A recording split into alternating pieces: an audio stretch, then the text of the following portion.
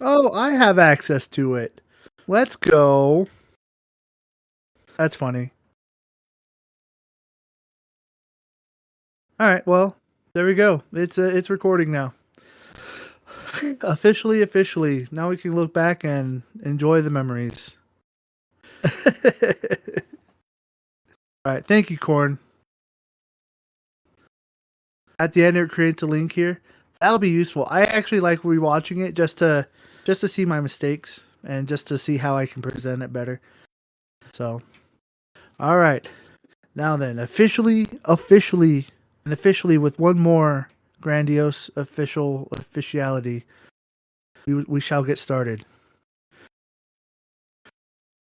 with what I've dubbed the universal emotional color theory. There's probably a cooler name than that, but that's kind of the goal of what I'm trying to create, is trying to unite all of the associations that colors tend to have under one banner. So, let us begin. So, disclaimer, I'm not a scientist, psychologist, or therapist. I just think a lot. Um, Now, when it comes to personality systems in general, everything you say or do is important and has a reason. And everything you don't say or don't do is important and has a reason. So, the question, why do people prioritize some choices over other choices? This is the universal law of personality systems. I've dubbed this, but this is kind of every single system tries to consider these 2 points to figure out who you are. So, the color theory I've come up with to start is that when we try to listen to music, we try to match the vibe that we want to feel inside. So, the color theory works the same. However, since color is in everything, when we say we like a color, what we are actually saying, that color matches my overall view of life. Since what colors we like matches what we feel subconsciously, we can then predict thoughts and behaviors. By predicting thoughts and behaviors, we then predict personality. There is a level intent to our favorite colors. A vantage point to consider is this: why choose some colors over other colors? This theory simply states that we choose those colors because they match how we feel. Now, I've mentioned this before. This is called the Barnum effect. This is the universal flaw of personality systems. So, the Barnum effect, simplified, is when you give readings so general that they can be applied to anyone. So, uh, in this case, every individual in this case loves sandwiches. So, you're not exactly describing a trait, just telling the individual what everyone already knows. But there's a second issue that I've dubbed attachment. This effect is most seen in astrology and why astrology gets a very bad rep. Instead of the tester trying to guess the inherent qualities, the testee will agree to everything and passively change their behaviors to align with the attributes of the reading instead, even if the reading is incorrect. MBTI also has this issue, which is why MBTI also gets a very bad rep. Um, And in some ways, this is kind of bad. This is a little bit of extension. So, like, have you ever met an individual or have heard of individuals where they'll get a reading, and then all of a sudden they center their whole life and their whole personality behind that idea of that personality that they've been given, right? And astrology is pretty famous for this when they say like, "Oh, I don't like this because I'm a Libra. This is who I am." Like, you gotta be careful. You don't want to fall in line with that. All right. Now there are some counters that I've considered. The first one is that the more descriptive you are in your reading, the more points you get correct, and then the more likely you are describing their actual personality rather than just instilling an idea in their heads. All right. So for this example, I say you like sandwiches with ham, tomato, lettuce, cheese, and mustard on wheat. And then the individual's like, yeah, you know. So the more you get right, the better it'll be. Uh, all right, moving on. So the next counter is I call it the deep dive. So is that when you're able to describe traits about the individual you're reading that they have never considered about themselves and it turns out correct, you go deeper than they do. And this is kind of fun because very often when I do this color reading, people will be like, "What the heck? What you just said just makes perfect sense," and everything just kind of clicks and connects together. Um, so that's fun. All right, now, so here's an attribute of the Barnum effect: fake psychics. This is why people. This is where partially why the Barnum effect is in place. So fake psychics work by asking a system of generalized questions that eventually lead to generalized answers that then start leading to the most likely answers. Micro expressions and clothing can help iron down some of the questions for greater efficiency and accuracy. The, so this is another counter to the Barnum effect, which is why I try to be as basic as possible. Um, this theory tries to avoid the standard tricks that most fakes would try to use. The more upfront and straightforward I am about it, the fewer context clues I have, the less likely I'm trying to manipulate an answer. It's also more satisfying if I'm accurate. And being accurate over the internet is actually pretty big because I have even fewer context clues to go off of. Um, you, in my vantage point, you're just a vague computer NPC that I've never seen before. So I can't gauge your interest. I can't gauge you by what you wear or how your facial expressions or your body language. Um, so I think that it's becoming more powerful the more I do it. Another counter to the Barnum effect is being honest. The more honest the testee is in their assessment, the more accurate the assessment will be. The more awareness the testee has, the more accurate the assessment will be. Um, yeah, because I've actually had people tell me that I'm wrong before, and I could see that I wasn't, but if they tell me I'm wrong, then I'm wrong.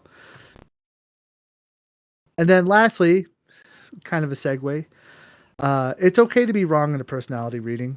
There are two main ways of understanding yourself. One is to know who you are, and then the other is to know who you are not. Some people may find clarity in correcting you. After all is said and done, how accurate you are is determined by what the testee tells you. So, no matter the personality test or the personality reading, whatever answers that they give you is what you have to base your conclusions off of. So, there's always going to be a little bit of not bias, confusion whenever you're doing a personality test. So, all right.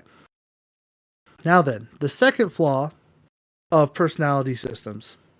The number of possible personalities are theoretically infinite. Personalities don't just include our emotions, but our likes, interests, thoughts, hopes, desires, habitual patterns.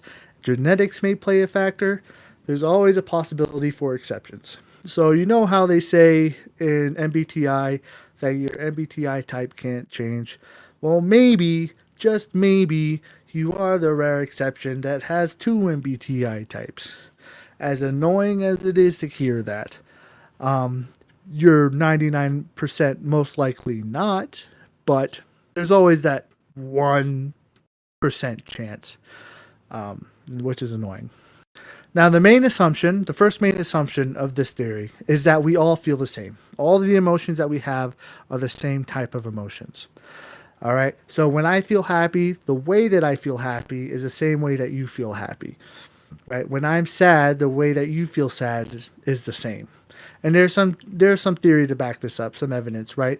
When blind people, when they are happy, they will smile, even if they have never seen before. So there is some evidence to support this. All right, and then now real quick before I keep going, I just want to make sure that everything's going through, if everything's being understood, if anyone has any questions.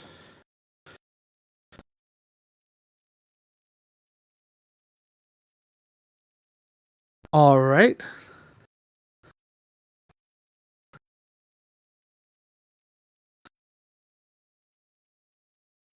All good here? Purple is the correct color. We'll get into that. Um, Liquid Light, I think I invited you on the stage, but it's not letting you jump on the stage. What's going on here?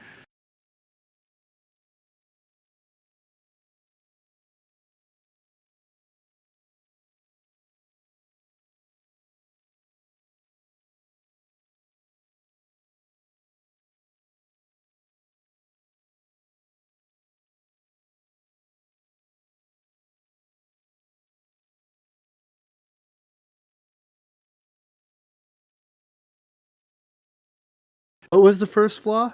Oh yeah, let me go back real quick. Let me go back real quick.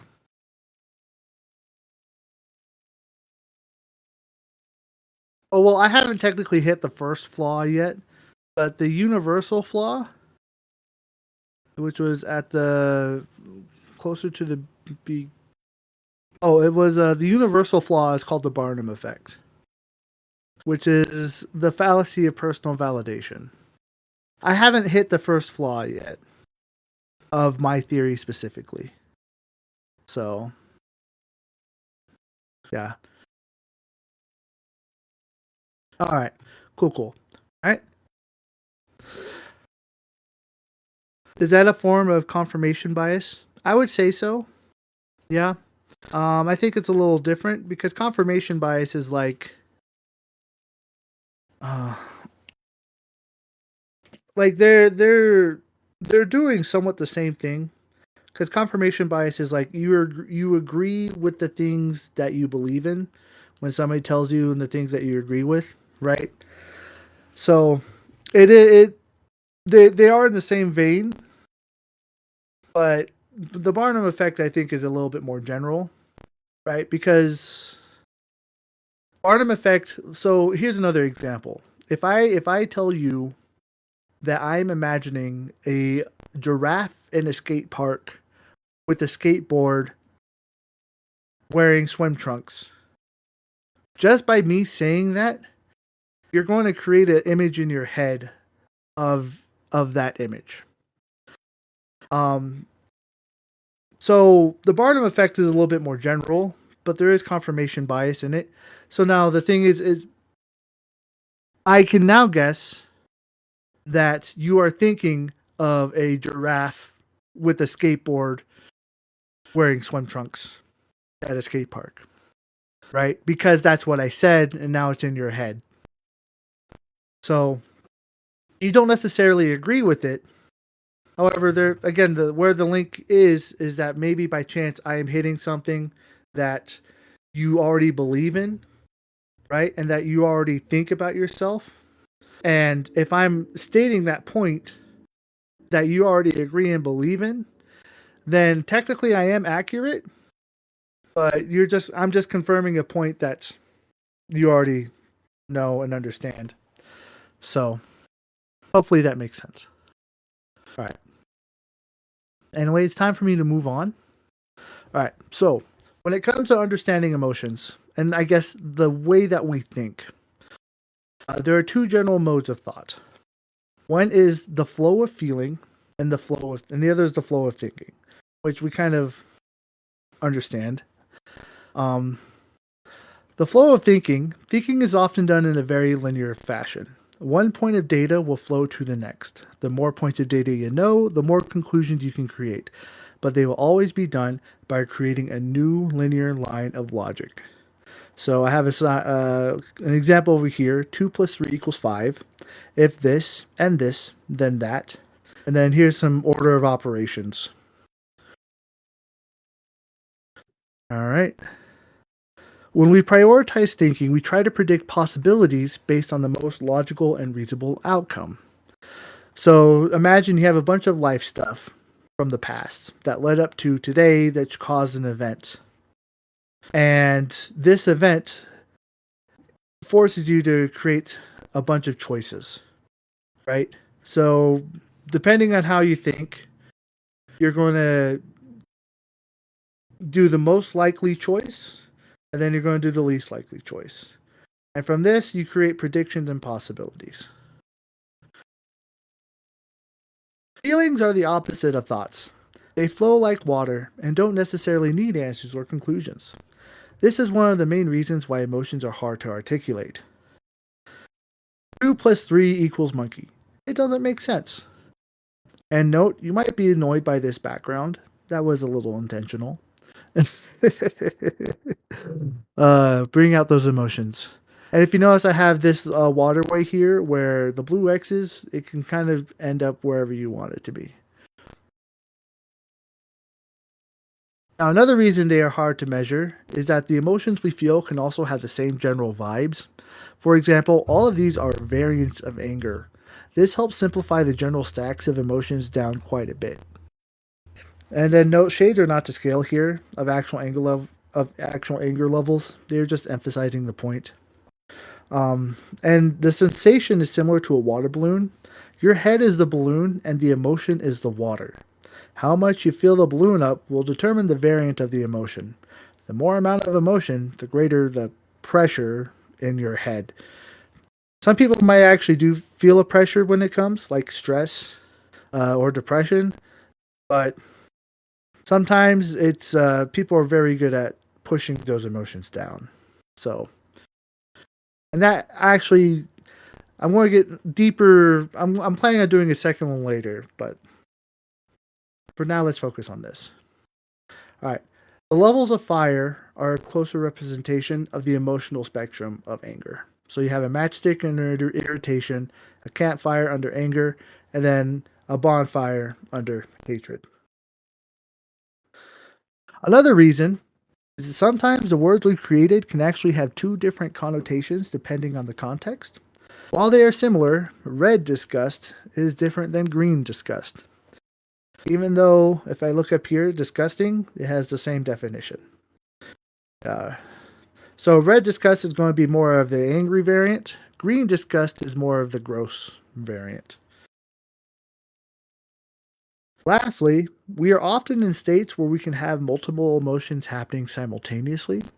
When this occurs, it can be like mixing oil and water together. When we can see that there are different emotions swirling together, but it can be hard to separate the sensations. This only makes it more difficult to quantify, verify, and articulate. When we prioritize feeling, we imagine expectations and try to work towards our hopes and dreams. So you have this life stuff in your past, brings it up to today to an event, and your possible choices. The most likely, hell yeah, let's go. And then the least likely, oh hell no, not even today. So now I have two examples here. Up top, we have the flow of thinking.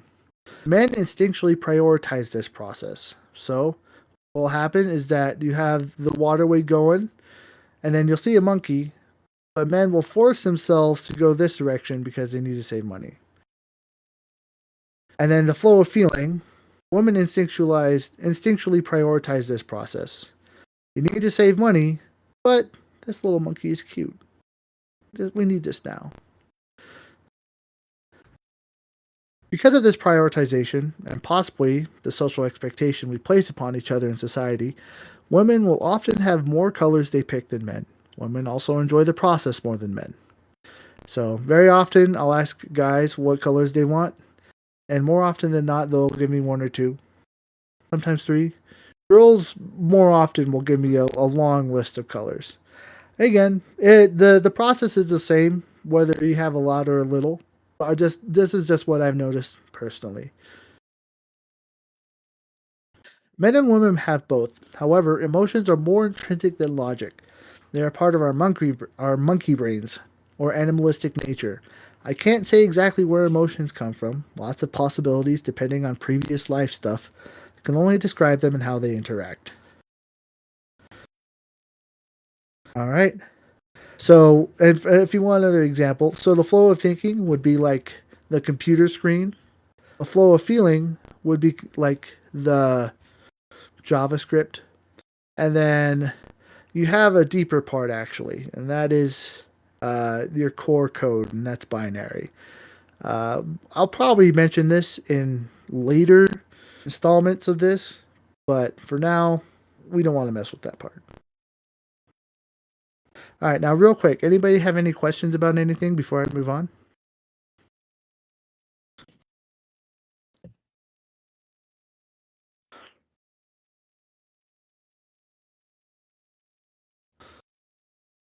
All right. No, I see Ben is typing. I just want to make sure everyone is as informed as possible. Does intuition fit in here? Yes, ish. But you have to. What do you mean by intuition? There are different types of intuition, depending on how you define it.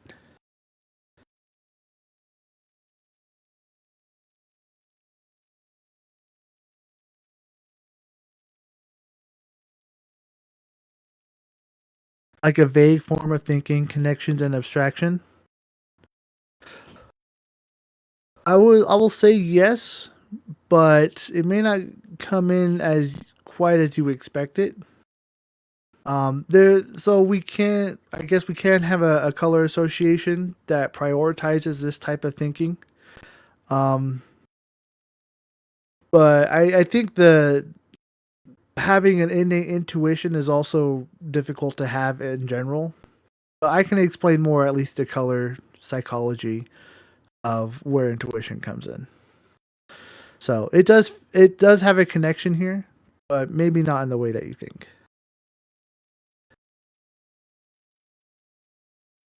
Yeah. All right. No, thanks for asking. All right. So now, if you guys want to know, this is how the whole process is combined. Our colors give us a general view of how we will make choices. Because our emotions dictate more strongly the flow of our decisions, our choices become color coded. This lets us predict the most likely behaviors. So, so we have a lot of life stuff that has now created a general overall emotion, which has a general associated color with it.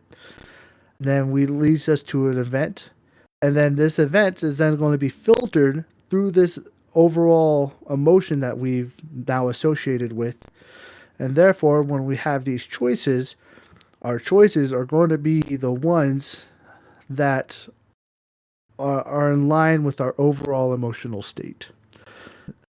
So we will do blue behavior. We will choose blue behaviors over red behaviors, if that makes sense. In short, because I know your favorite colors, it gives me a starting point to your inner motivations. From that starting point, it lets me know how you're feeling. From there, I can gauge how your thoughts are most likely flowing because of those emotions. Because of this, it feels like I'm reading your mind. Because while I don't know who you are or what you do, I know how you think because I know how your thoughts generally flow. Everything else uses other methods. Instead of a long list of questions, with just a few words, I can gauge your mindset, which is very different and spooky. Now we're going to get to the first flaw. An important flaw to realize at the start is that since some colors and emotions strike at our subconscious so fast, it won't really be able to describe our likes, hobbies, interests, or relationships. It can help verify why some of those things may exist and how they operate. But once you start getting into specifics, the theory breaks down.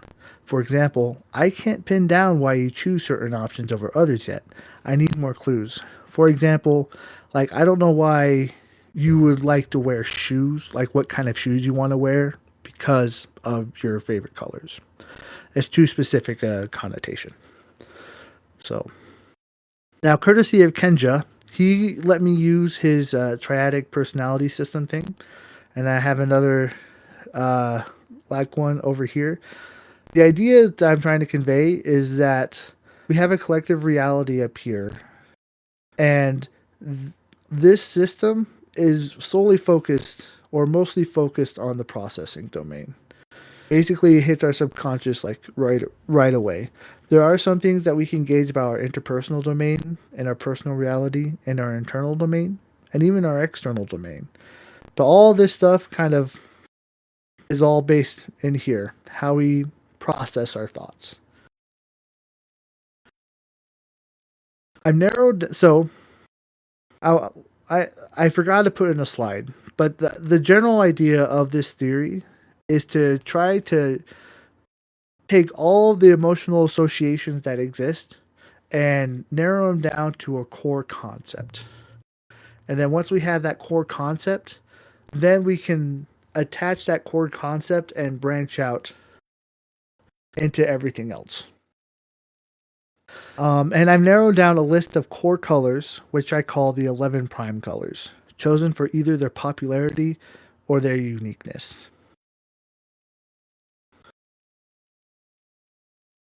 Some of the colors I was able to verify by mixing their two constituents together. I then did a reading with the thought in mind and it worked. So, corn, you mentioned purple. You have blue and red, which combine to make purple, which would be somber control, which would translate to wisdom.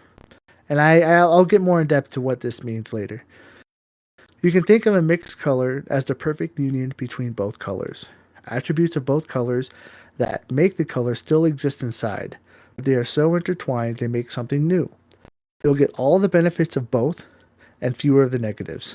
Corn. See, it's correct. Thank you. I needed that. I needed that. I can now publish this and become a bona fide smart scientist. Give me a Nobel Peace Prize.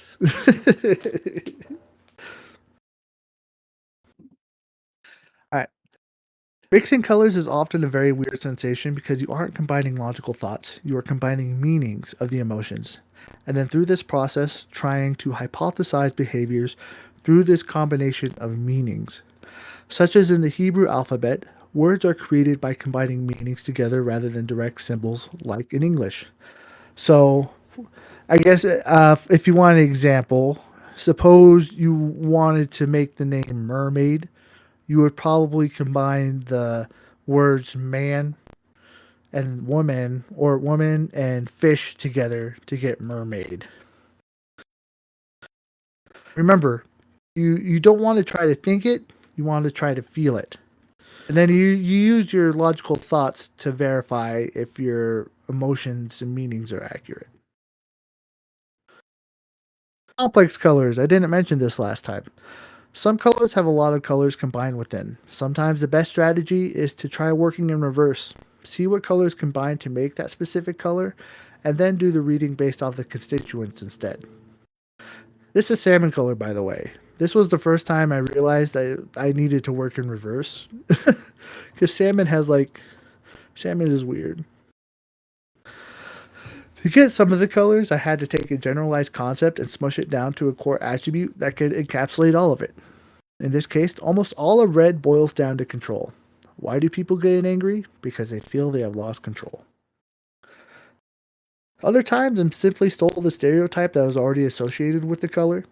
All I did was Google happy person and look at all the yellow. Other times, I discovered it by testing the theory internally. For blue, my goal was to recreate the feeling of blue within myself. How does blue feel? How do I act with blue emotion? So I asked you two questions. What events create somber emotions? And how will a somber person act after an event? And if they came together, then I was correct.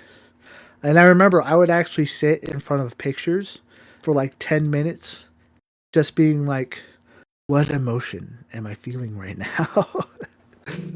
And literally just trying to decipher how that color created that sensation.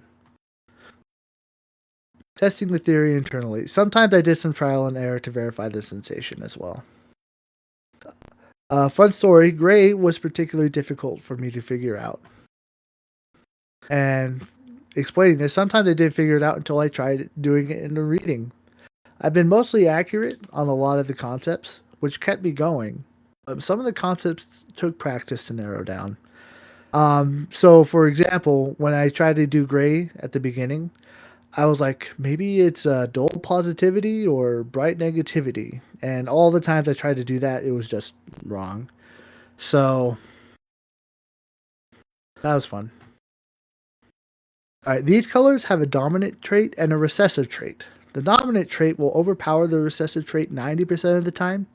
However, the recessive trait will come out depending on the context, color combination, or situations. It can actually throw your reading off sometimes if the individual is an exception and prefers the recessive trait instead. However, in most colors, recessive traits are found from their constituent colors. And I'm still working on discovering more recessive traits, so if you have an idea, let me know.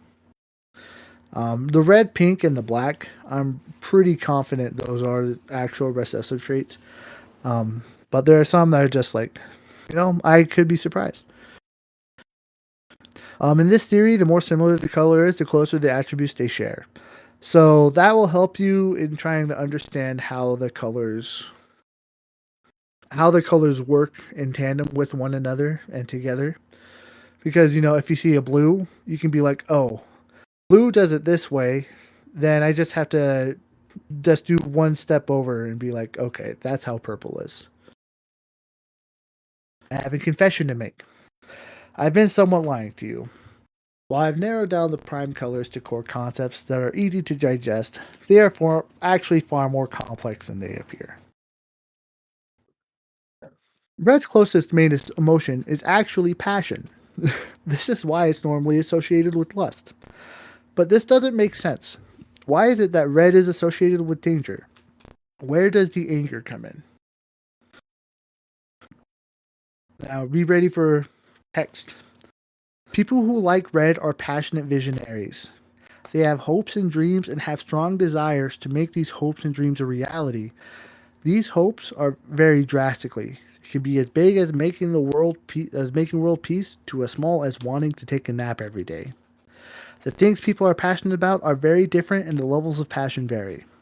Where I got the idea of control was in the process of making these dreams happen. Reality often does not fit our imaginations. The control comes from trying to force reality to fit our personal expectations. In the process of failure, does anger, sadness, and frustration come out. Sometimes you have to change your worldview to maintain this sense of control instead, but this sense of control stays. Every emotion in red breaks down through the same process, losing control. This is why control was chosen instead. In short, it's easier to assume than all the other recessive traits. Oh, interesting on control. Red is my favorite color. I'm more for freedom. Yeah, red is actually a passionate color, but I used control because yeah, it's just it's you're trying so hard to make your dreams come true that you accidentally you have a harder time pivoting. So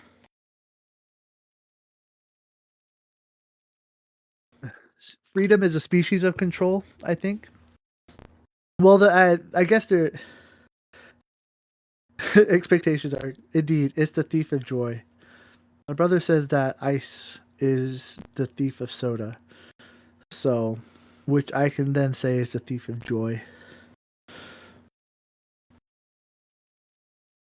All right. So, hopefully that makes sense. Um, now, for me, I guess I have expectations on fairness. Yeah.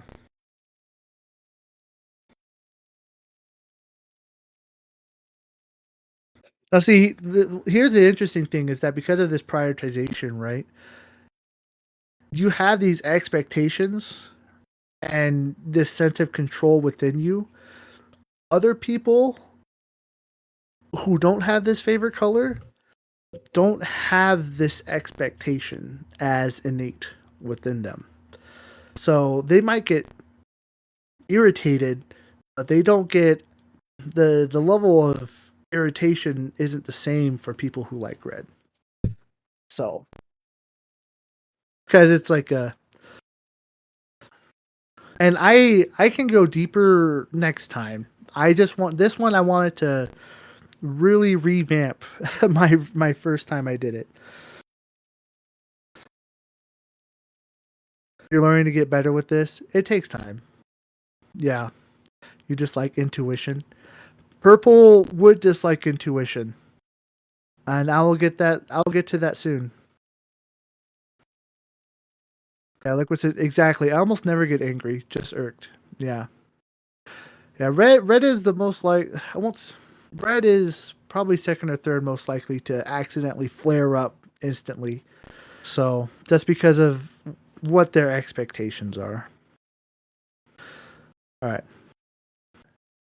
Now then, yellow. Oop, I skipped way back. Yellow's true main color isn't actually happiness.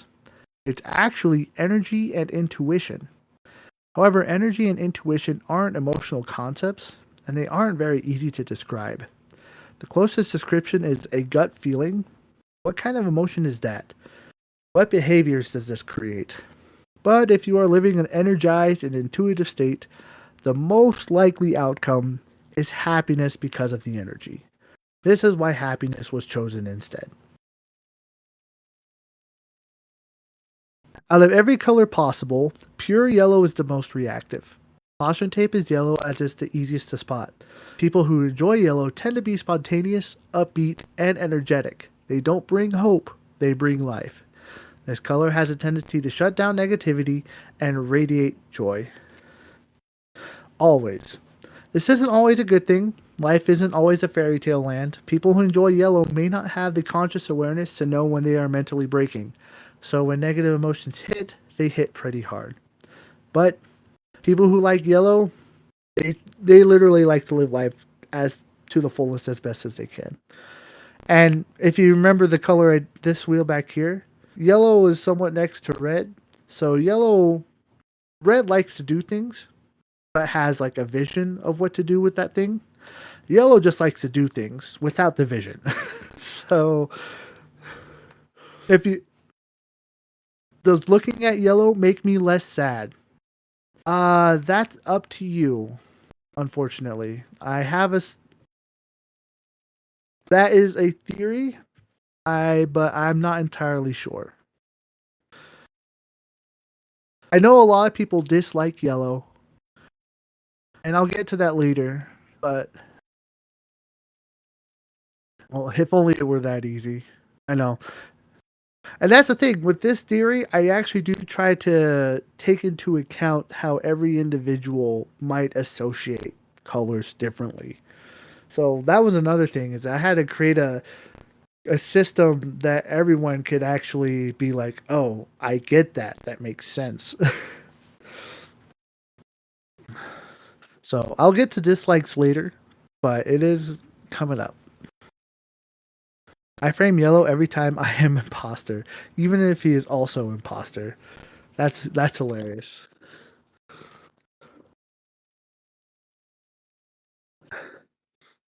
If you want to know, a lot of people dislike yellow, and the reason why is because uh, people intrinsically don't believe that people could be as happy as what yellow radiates. People don't actually believe that that kind of energy exists. So and people who act like they act like yellow, they annoy people who don't like yellow. So if you don't like yellow, there's a part of you that's like, no, that's just my theory. If you like to tell me I'm wrong, that's fine. All right. Guys, keep chatting. I want to keep moving on.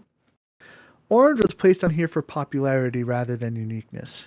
This is the first mixed color. What happens with orange is that you get the passion and the sense of control mixed in with the energy and intuition of yellow. This creates an individual who is less spontaneous, more driven, more passionate, has clear direction, but then feels more of the full force of the emotional spectrum than any other color because of the yellow. I should have added that. Normally, this sense of control clashes with the sense of happiness. What happens when they mix? They lose the spontaneity and gain awareness of the emotional state. Orange is most closely defined as an appreciation for one's own emotional state. However, appreciation doesn't really describe the entire process for why this appreciation occurs, which is why emotionality was chosen instead. This also explains why orange is a Halloween color. People who like orange enjoy and appreciate the sensation of fear that comes along in the process. In short, this color embraces the full ups and downs. They don't hide anything, they don't try to hide what they feel inside, and this can bring about a strong sense of identity. Pink. Pink was chosen for popularity and uniqueness as well. When you mix red's passion with white's purity and positivity, you get pure passion. Another way to word this is love. However, it's not the lustful variant like red, it's more closely associated with nurturing and compassion. People who enjoy pink like the feeling of love. However, rather than the sex, this emotion enjoys through romantic comedy. It's really the compassion and nurturing they prioritize. The outcome of prioritizing this type of compassion and nurturing is a sense of bonding to each other. In this case, it would be forming a distinct level of trust between individuals. The word connections was used to explain this entire process of individuals trying to create bonds between each other. Bonds, it has too many other definitions, and the word love is a little too forward and has too strong of connotations. However, the recessive trait, femininity, is pretty strong with this color. While the association of blue for boys goes away over time, pink seems to stick around. My theory is that women are not only instinctually more compassionate and nurturing, they are also perceived as such. If that's not true, women also socially organize more horizontally rather than hierarchically like men, which means they prioritize engaging in groups rather than competition. This all may not be true, but sounds like a good theory. It would explain why pink seems to coalesce with femininity so well. It was a match made in heaven. Now we're going to move on to blue. Blue actually has a lot of connotations associated with it: calm, sad, stable, power, joy. How can blue convey so many different emotions simultaneously? What is happening here, and why does this happen? Blue is actually by nature both a thoughtful and an emotional color. It is the deepest color. Blue is hard to describe. The closest association to understanding where blue can connect all the differing emotions together is empathy.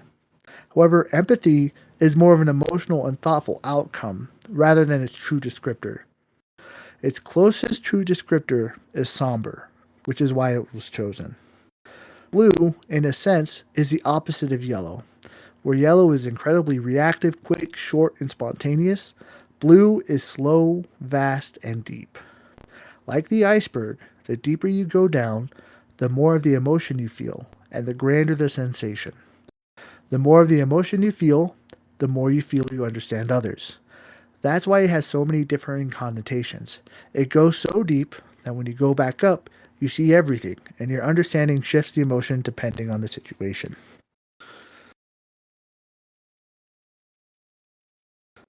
Green. Green's closest association involves nature. However, what is it about nature that makes us attracted to it besides the fact that it has a lot of green? Green is a mixed color.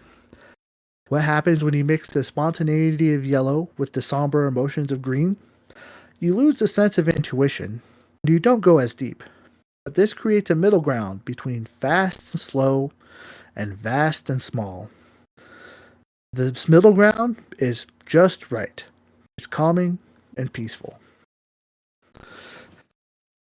I call green the best balancing color.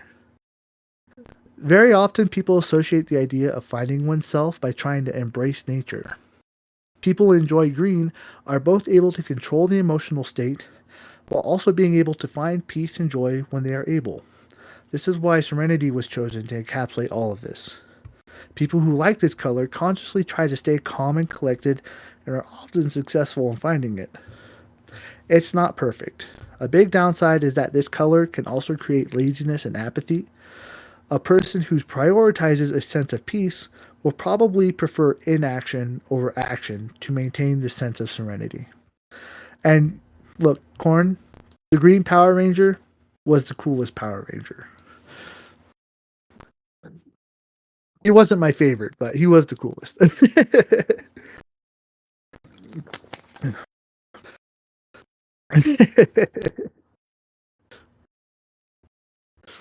100. All right, now guess what, Corn? We're moving on to your favorite color, purple. Purple is fairly unique. As a mixed color, it has the attributes of both blue and red. Normally, blue and red argue and fight. However, what happens when you mix the sense of control and passion with the deep and vast, somber emotions of blue? The linearity of red and the emotionality of blue combine to instill an intrinsic idea of understanding. Purple is the most thoughtful of the emotions. You don't feel the emotions as deeply, but you start trying to interconnect that emotion to everything. That is the passion and control interlinking with the somberness. Those who like purple instinctively try to connect everything together to increase their understanding of their personal place in the universe. A major downside is possibly a lingering sense of confusion. And trying to connect everything, it's very easy to get lost.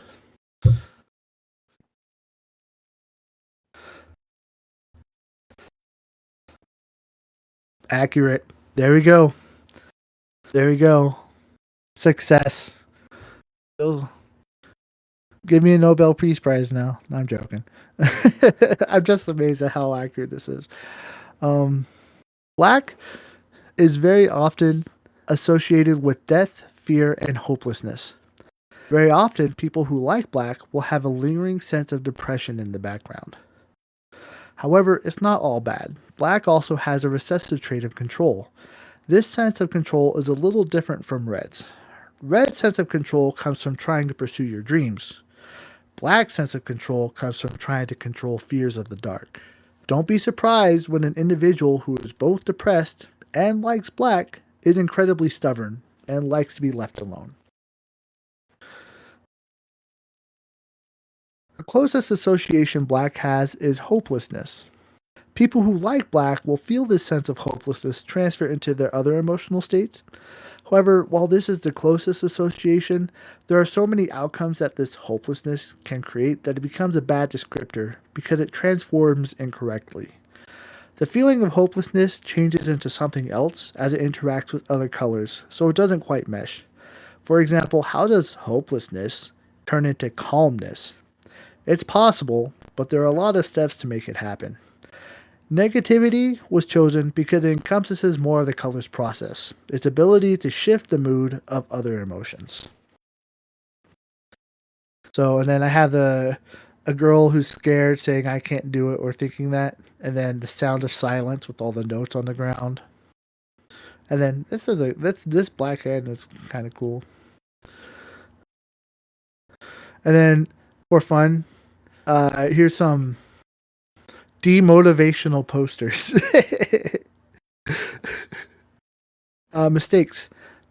Maybe the purpose of your life is to serve as a warning to others. Black is the color of my walls and furniture. Yeah, so when you have black in your environment, uh, basically, and I'll touch on this. I probably could have done better when I wrote it in. But basically, because you have all black in your environment and your home, it means that you basically just you like being alone, you like being isolated. Yeah. All right. Now we're going on to white. White, being the opposite of black, is often associated with purity, cleanliness, enlightenment, and hope. White very often is associated with sacred and religious ideas. People who like white may not necessarily be upbeat, but will have an innate idea of hope and goodness that they fight for.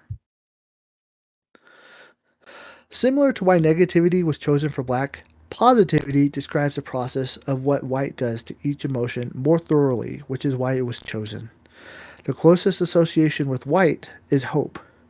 White also has a sense of control, but unlike the others, this sense of control comes from an idea of order and judgment rather than controlling fear, like black. White and silver are my fourth favorite. Hmm. I still need to figure out silver, and I'll touch on that here. But gold and silver are like two of my. They cause me grief in readings.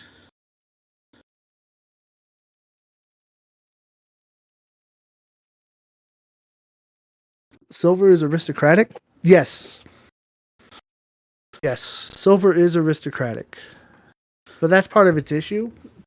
But I'll touch on that later. And let me focus on this for the moment. So, what happens? Yes, liquid. I did do well when I did gold and silver, but I heavily used the mosaics to verify what I was trying to get across. It was yeah, those mosaics. I leaned hard onto those mosaics.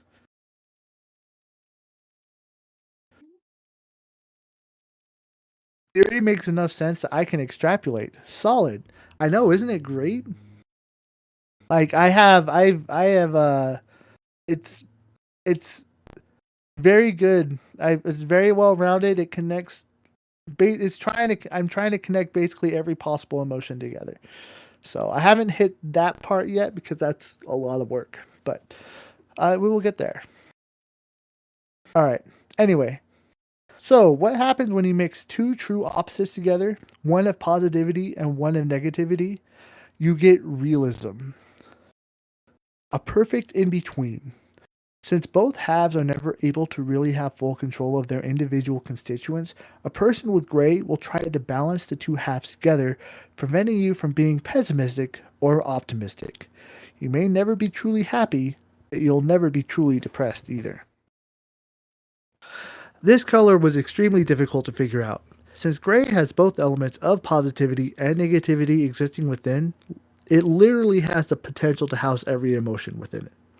Its dull nature, though, prevented me from really figuring out the process until I got the idea of realism and tested it out in a reading. Gray, by nature, is the second best balancing color. Green is better at holding on to emotions, but creates apathy in the process. Gray is better at keeping individuals moving forward and progressing, but you do so by disassociating from your emotions. Green is a little healthier than gray in this regard.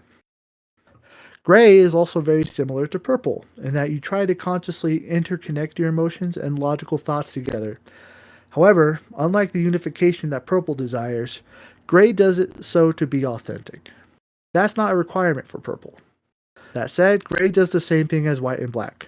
When you like gray, this sense of realism influences every other color and emotion within, which is why realism was chosen. Alright, moving on to brown. Brown was placed on here for its uniqueness. It isn't very popular. Brown can either be considered dark orange, which means it tries to contain its emotionality as much as possible. Another way to look at it is the combination of red, yellow, and blue, which it can be done, but it's far more complicated than it seems. It may not match up with brown's modern associations. In short, brown is just a very unique color. So I don't expect anyone to really try to figure out brown. Brown normally conveys concept of older times. While not true, older times seem like they were simpler. There are several emotions brown can contain, but the interconnecting idea is simplicity. Even steampunk fantasy worlds give off this underlying idea within. People who like brown don't necessarily become minimalists. They just try to care less about how the world works and how it functions. It doesn't need authenticity, and it wouldn't mind isolation. Brown may seem like a balancing color, but it isn't. Making things simple when the solution requires a complex answer isn't always a good idea. Then, exceptions. Gold and silver.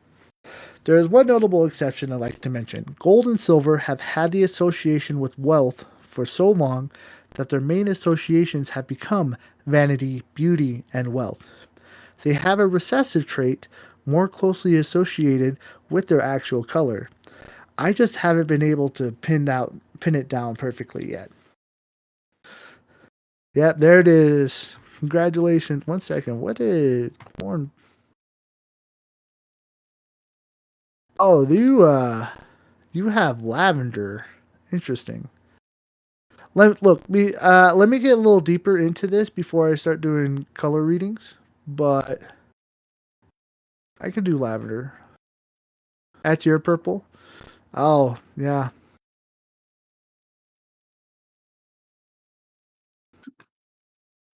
No need to read, was just sharing. Oh, okay. I like it. Lavender's a good color. All right. Anyway. All right. So, generally speaking, a metallic sheen gives an extra coat of brilliance to the emotion. That emotion becomes extra special, and you wish you could take a metaphorical snapshot of that emotion. All except gold and silver, which have an association with wealth. So, now this brings up the second flaw. Everyone has every emotion. My assumption is that we prioritize some emotions over others. This is a necessary consideration and a potential flaw. For example, the reason why is because personalities are theoretically infinite, right? While I may be right about the fact that they enjoy control, for example, doesn't necessarily mean they don't like being relaxed. So I'm using an example where I'm saying, "Hey, you like red," and I say, "Hey, you like being in control," but they also do like relaxing when they can. This prioritization is important and necessary, but it still only shows a small window to the rest of a person's soul. I often like to ask for pictures of specific colors in my readings. Everyone has a different idea of what a concept or thing might be. Knowing their specific color can help you be more accurate. In short, share definitions. I learned this after someone tried giving me the color salmon. And this comes with the third flaw, replication. The amount of thoughts that individuals can have are infinite, and the amount of events individuals deal with are immeasurable. Everyone is incredibly different. It's possible I might be the only one who can do this. If no one else can because of how they interpret the colors, then is this theory even accurate?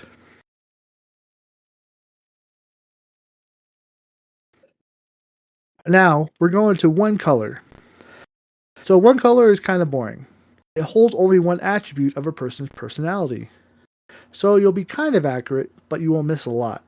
The only time this works is if the person is adamant they only like one color. One flaw of this theory is that it is designed to be very general. The more colors I have, the more specific I can be. When combining two colors, the goal is to feel one separately, feel the other separately, and then put the two together in a metaphorical arena and see how the two feelings pair together. In this case, red and blue will fight. And so I use this where we have blue somber, red control. I'm putting them together. And then if we go back to combined, which is all the way back here, where is it? Imagine the where the creation is. This is red and blue. You have an event, and red and blue is the filter, and then the most likely situation will be this red and blue pairing.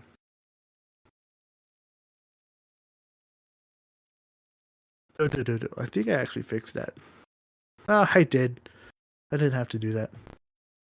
Multiple colors. When we get more colors, the favorite color is the one we are more cognitively aware of, while the least favorite colors hides closer within. There is a descent deeper into the subconscious. The more colors, the more accurate I can be. Where we pick our colors can vastly alter our readings. Our favorite color is the emotions we're most consciously aware of, while our second on down are the ones we're less consciously aware of. So these two, while having the exact same colors, will have vastly different interpretations because they are in differing orders of favoritism. Shades and hues. The darker the color, the more consciously aware you are of the emotional effects. The brighter, the less aware. These different shades can help classify and determine different variants of emotions as well. So over here, I have vibing, and normally a brighter green I associate with a just a forest animal in the woods. And then we have dark green, which I do is a monk. So one is reactive calmness, where you're not thinking about being calm, you just are. And then one is thoughtful, where you're trying to maintain peace and serenity. This is just the example, but every color has this association. So now pastels and fades are weird. You will feel the emotion of the color, but then retroactively disbelieve you can actually feel that sensation. You put a filter over it. So, for example, with lavender corn, what you did, so yes, you do prioritize trying to connect yourself to the universe. But then what happens is that you kind of stop yourself and you say, wait, can I actually connect myself to the universe? And so you kind of hard stop yourself from going into over connecting everything.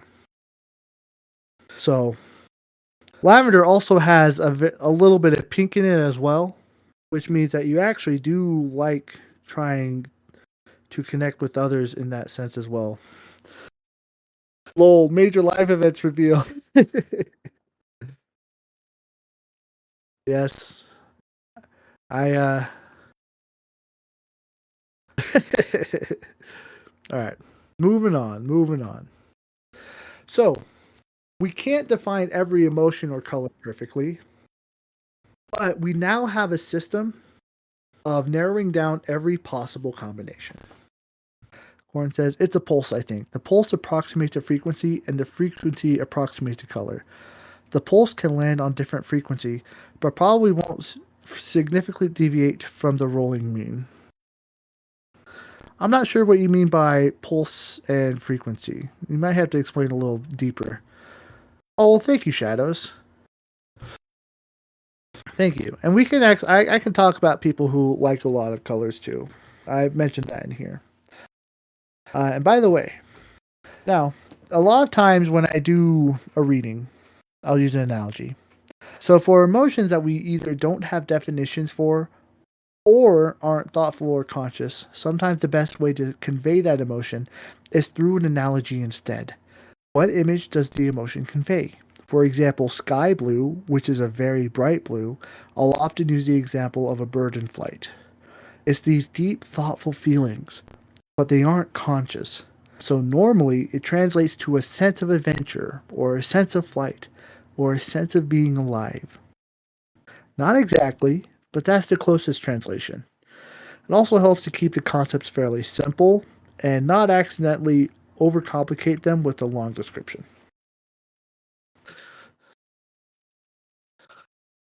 Now here's an exception, and one of those is teals.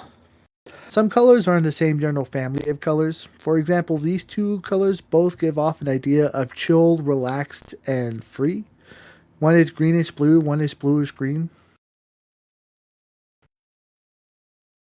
One prioritizes more the relaxed sensation, while the other prioritizes the flight sensation.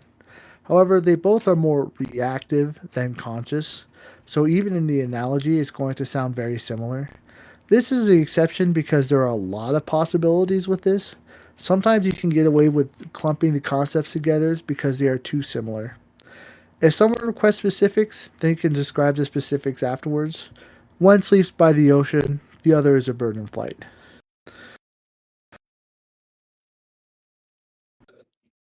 Shadows and liquid are being opposites right now. I love it. Corn says, so let me try to understand real quick what Corn's saying. So it's a pulse, I think. The pulse approximates the frequency. Music has a spectrum in the background. The notes could be anywhere, but they tend to be where we like them. Yeah, no, I can see that. So you might have missed the beginning, Corn, but the idea with the theory is that um essential. So, for example, like with music, right? You tend to gravitate towards music that is trying that you want you gravitate. What am I trying to say? You gravitate towards specific music that you want to feel within, right? That music has a specific vibe that will instill within you an emotion. However, this theory with the colors is that you're just doing the same thing with colors. That you see a color and you're like, I like that color.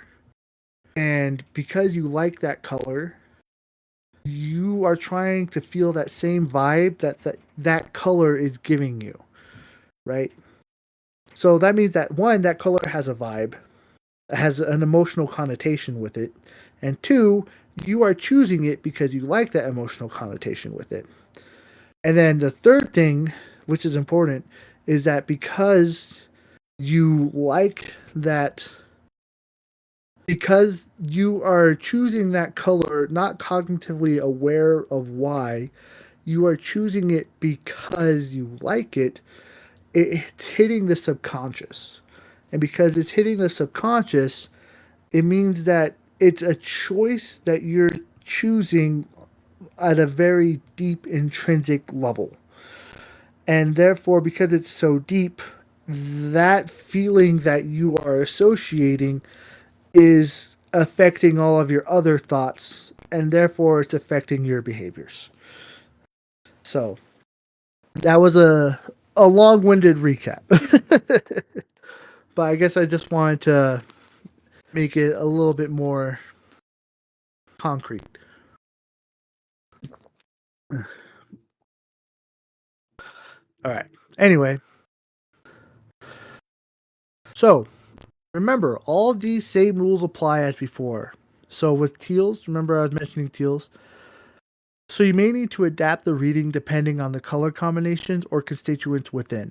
Just recognize most of these are in a similar family, the ocean/flight vibes. So, all colors or indecisive.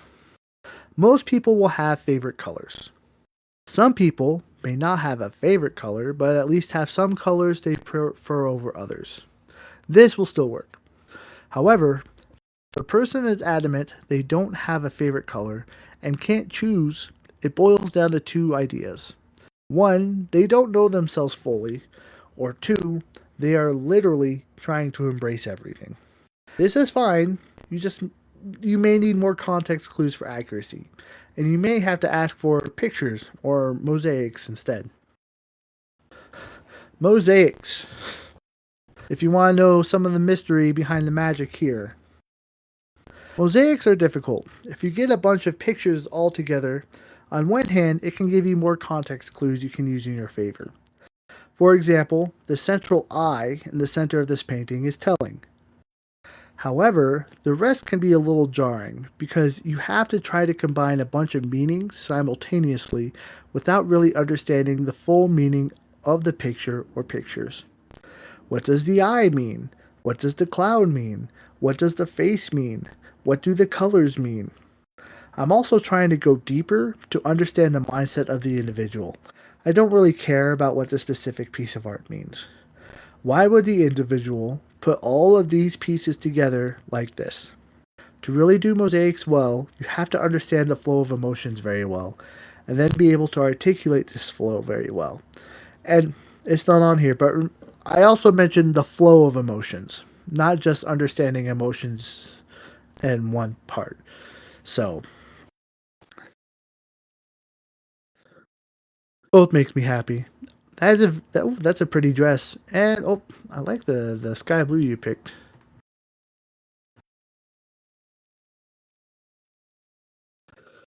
All right. And then, for anyone interested, we have more examples of mosaics.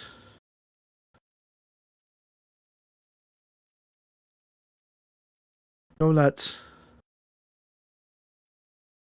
Mosaics. You have to combine symbols and colors at the same time. Yes. So, and remember, everything has a meaning, but Thank you, Shadows.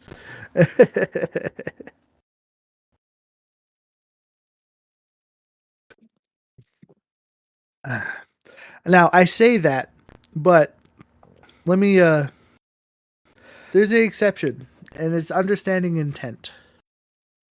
One thing that makes mosaics even more difficult is that sometimes colors are added to help coalesce the colors together rather than have a meaning behind it.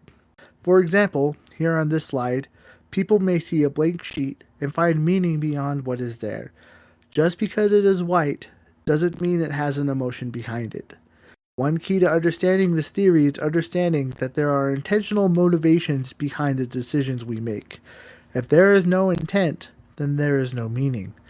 On occasion, one of the tricks is recognizing the meaning of why someone chose those actions and learning to looking past that and beyond that. That includes recognizing there is no meaning.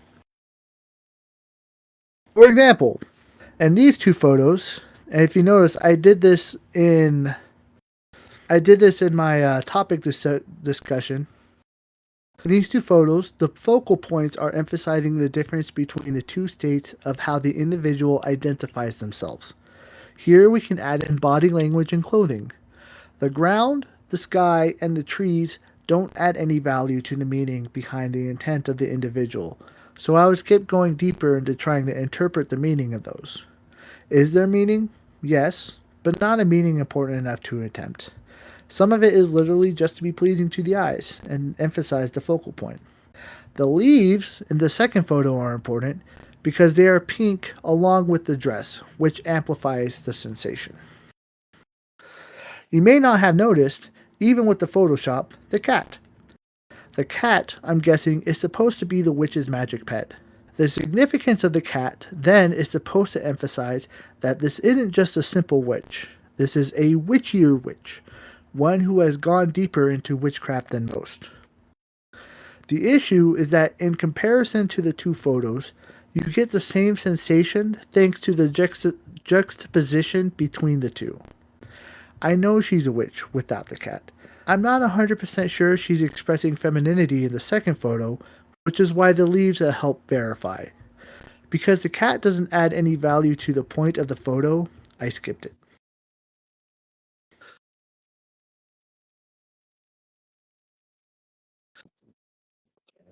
All right, moving on. Actually, I've been kind of going on and on.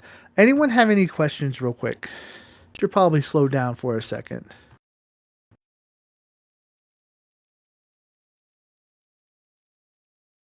Good witch, bad witch.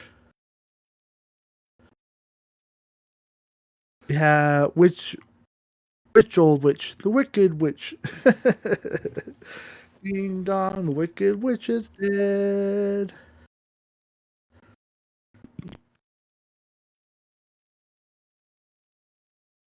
You're soaking in. You have some questions for the end? Okay. Yeah. If you just let me know.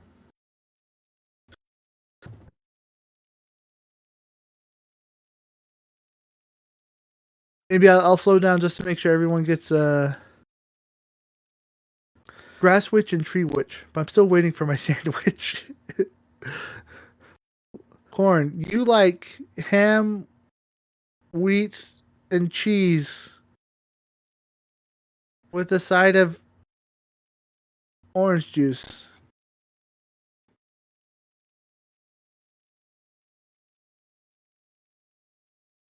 Don't tell me I'm wrong.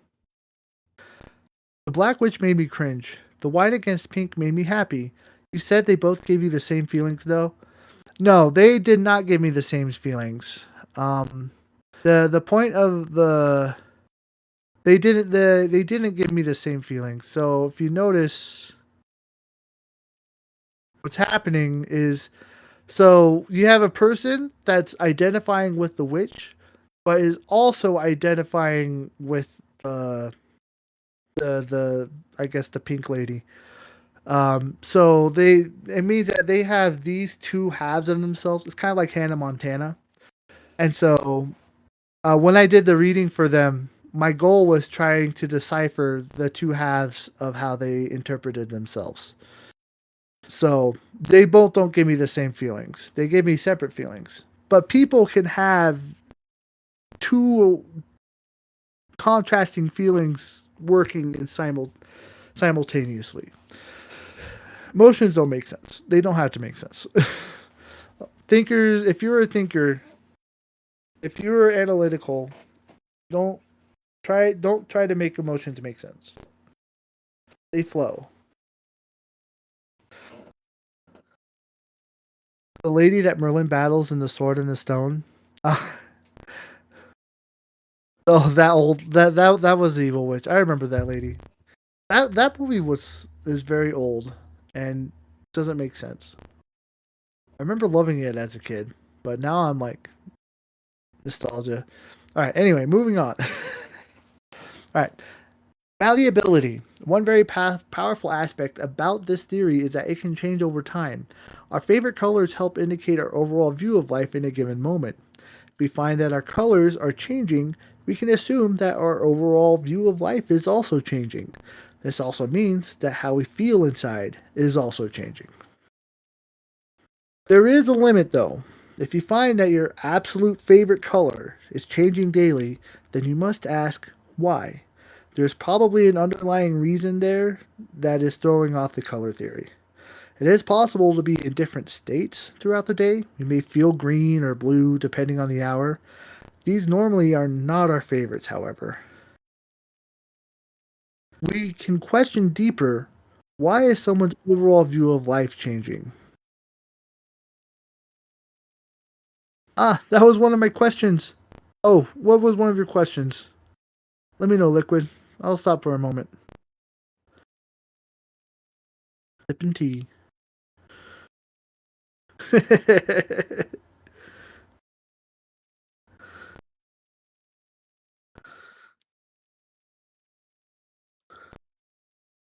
Too much jazz music. I just needed a saxophone, and then everything would be perfect.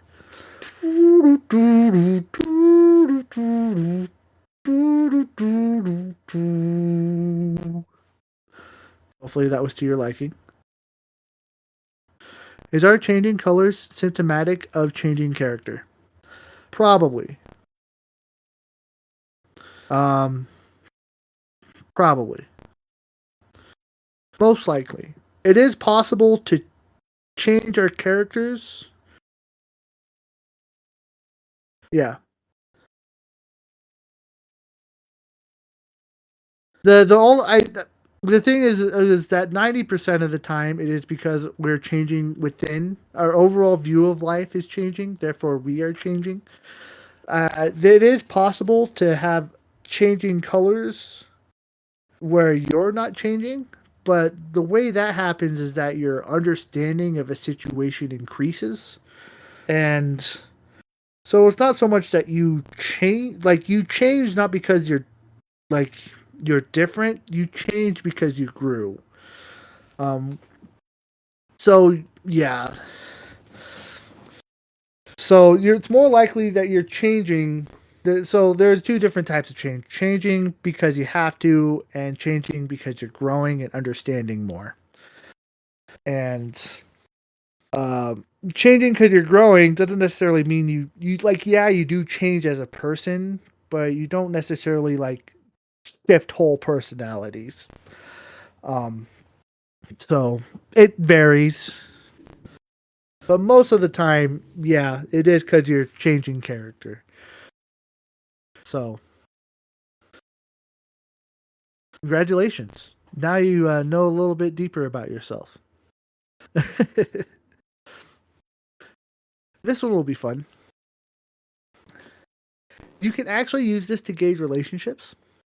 The red of one individual will fight with the blue of another. This can get very complicated though, since if both have multiple colors, you have to do a reading for one individual and then do a reading for the other individual. Afterwards, you have to compare and contrast every color between each other. It takes a while and is a lot of work, but it's possible. I've done that before. I can get very deep if I can get very deep the more information I have. So now you might be thinking, wait a minute, there are more than just 11 emotions. Where are the rest of them? Every emotion is included in this theory, just not in the way we expect. For example, sadness is normally a byproduct of either blue, black, orange, pink, or yellow, but it theoretically can come from every color.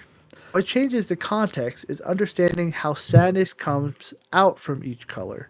The question is, where does the emotion come from? Well, there are several different ways. Firstly, every single emotion can be felt in two general forms. One is painful, emotions we try to avoid. Two is pleasurable, emotions we enjoy. This theory has been prioritizing emotions that we enjoy. However, what about the painful ones? This is offset by two of the other general forms of colors of who we feel we are: reactive and thoughtful. More complicated than it seems. When we are in a pleasurable emotional state, another way to describe it is we are in our comfort zones. This means that changing our overall emotional state can be difficult to do or painful, even when we consciously try to do it. There are metaphorical walls that prevent us from changing from one state to another. This is instinctually the avoidance of pain. This can be a situation that occurs daily depending on life events. When we do move forward through the wall into a painful state, how we were raised to respond to that emotion will be what comes forward. It also highly depends on what the event that happens could be and if they like to prioritize thoughts or feelings. Our favorite colors measure how we feel about life today, not necessarily how we got there or who we'll become. The potential for these moments to occur are infinite. This means that while the emotional byproducts themselves are easy to identify, the ways they are created are infinite. I can't predict everything. This theory breaks when individuals associate a color to something in nature that causes pain. For example, red is associated with blood and green is associated with sickness. Brains are weird. This is kind of like eating one of your favorite foods while you're sick, and then you can't eat that food anymore. The associated gross feeling pops up when you think or smell the food, and it's just not the same. I don't think it's enough evidence to destroy the theory, but it does make tracking dislikes for colors harder. It also may be a negative point in my theory where maybe a person who enjoys the attribute of that color, but it's been associated too closely with something from an outside source that I can't measure. I haven't had an example of this yet though. So one of the more common ways people avoid pain is when an individual pretends to be something they are not. They put on a metaphorical mask and act out the part of said emotion rather than recognize the actual feelings inside.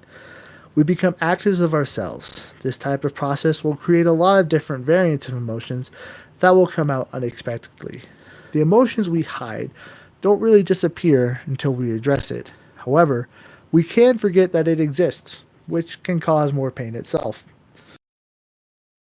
Another common way is by using our conscious thoughts to actively change our behaviors to something different. Forcibly changing our state of behavior is often a painful process, and we can create a lot of variance this way. Changing through this method, we may forget the original sense of pain. However, that doesn't mean it automatically goes away. Mixing colors can help track some of these emotions. If an individual has clashing colors, we can somewhat gauge the state of the individual within, and we can gauge how the individual will explode. We can then gauge with greater likelihood what emotions will come out, like atom smashing creating quarks. Colors do have stereotypes. For example, blue being somber will normally create feelings of sadness through those somber emotions. A common stereotype for blue is sadness. There's still too much variance to automatically assume, but these stereotypes exist for a reason. This is an example with red. It's not that I don't want to create a baseline of the constituent colors, there are just too many possibilities. There is a through line of how they connect, but it is a lot of work to connect it. And an example of red sadness is when you get second place in the Olympics.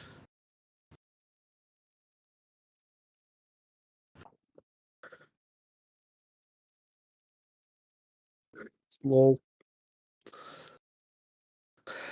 now let's mention dislikes. I have two general hypotheses for colors we dislike.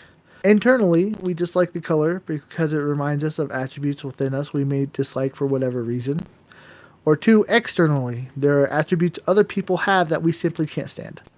For example, yellow is a common color I've heard people dislike, and most often it is because there is a disbelief that something could actually be that energetic and happy. Can't it just be ugly?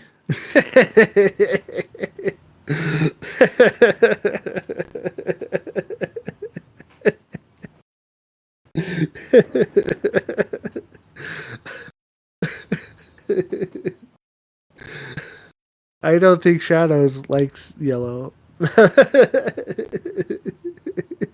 Look, if it helps, dislikes isn't set in stone. This is the most likely theory, so everything else is more verified. This one is still a work in progress.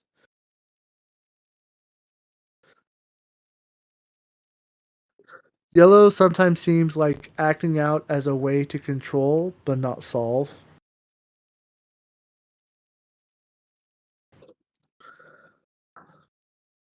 Um, Yellow sometimes seems. For some reason, I'm not processing what that means. Is there? Can you rephrase that? I'm like, my brain is being brain today.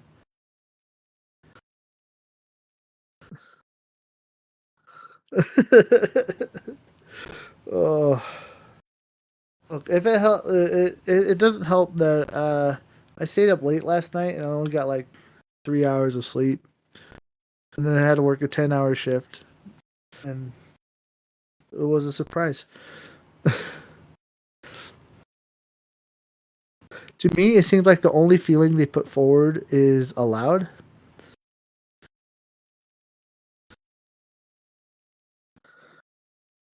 Um, I can see that. Well, remember, yellow is the most reactive color, so it's not. So I guess think of Tinkerbell and Peter Pan. You know how it says that Tinkerbell can only feel one emotion at a time? That's kind of what yellow is. Yellow is like yellow is the most reactive. So it means that it's not trying to consciously feel. It's literally trying to just feel and be at all at every moment. So I guess I can see the sense that yeah, they the only it's like they're only feeling one emotion at a time.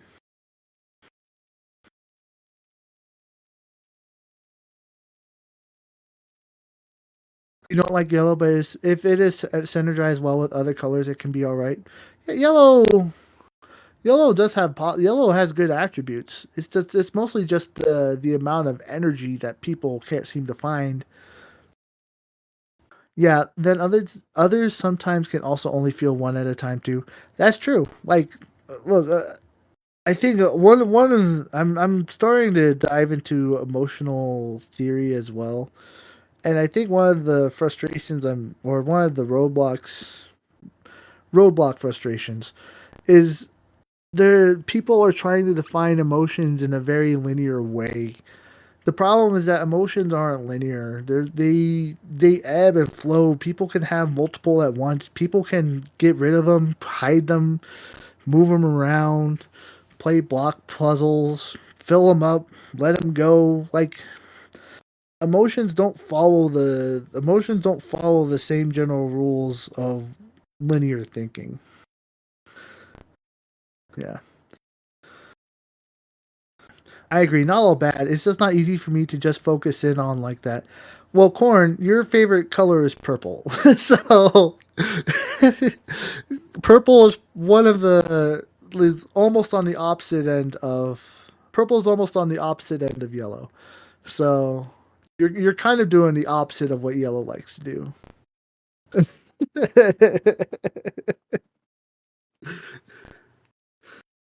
Now the fact that your purple is lavender means that you intrinsically connect everything, but don't necessarily enjoy it, it means that you have a level of respect for yellow because you're just like I. There's a part of you that's like, okay, maybe overthinking is too much, but you because you instinctively try to connect everything, it's just like, it's hard to imagine what yellow does.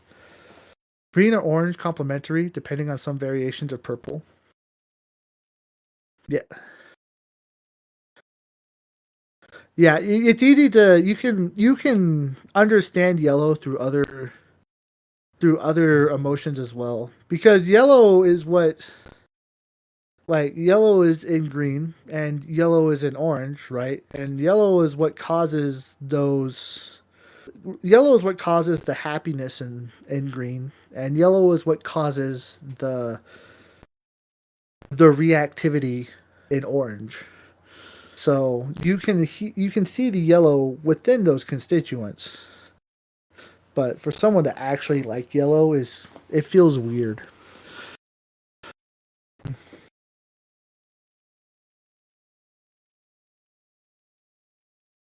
The hex color site you shared shows a lot of color relationships. This actually might be very useful for me because I need I guess my next project um well some of my next project is trying to define associate emotions with colors a little bit more concretely.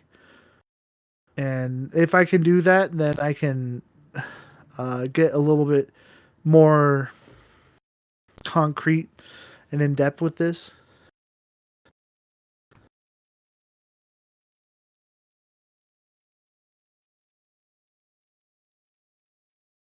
Think if you want to design a navigator thing. Okay. There you go. This is top contributors. Add new palette.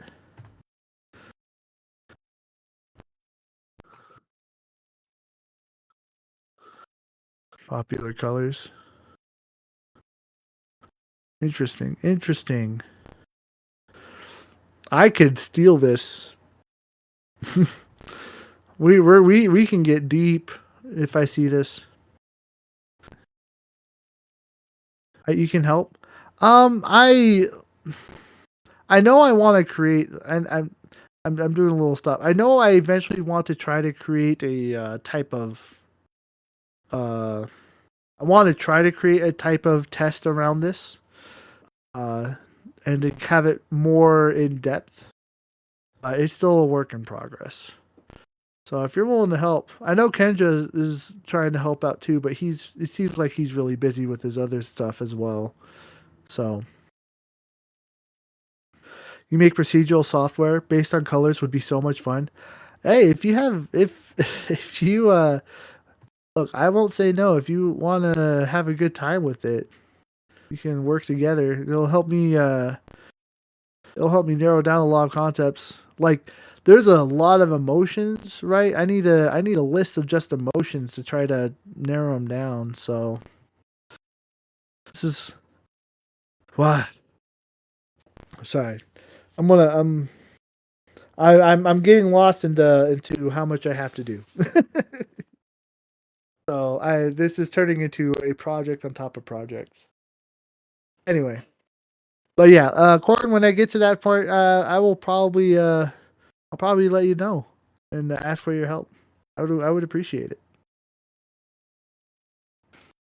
All right. Anyway, moving on. I still have like 30 more slides. All right. Now we're going to bring up to the next point: anxiety and fear. However, oh, thank you, Shadows. I try to be upbeat and lighthearted. It's I guess part of my personality. Uh, I like being just being who I am, I guess. All right. Anyway, I gotta move on. I gotta move on. There's still a lot of slides we gotta get through. All right. Anxiety and fear. Every color is going to have associated anxieties that come along with that emotion. Red fears losing control, for example, and yellow fears a sense of entrapment. This is inherent due to the avoidance of pain. There's probably a scientific biological component of survival somewhere out there that explains this more deeply. However, life is random. While anxieties are consistent and intrinsic, fear is produced in two ways. First, by overanalyzing and imagining an anxiety beyond its actual scope and reality. You delude yourself into fearing what may happen. It's not always bad, and sometimes it's reasonable. For example, watching someone else cut their hand off using a power saw might make you fearful of actually using power saws. Sometimes this is considered common sense. However, sometimes this can create unwarranted situations like racism, xenophobia, or worse, crazy Karens. So it is possible to overdo the anxieties and turn those into fears.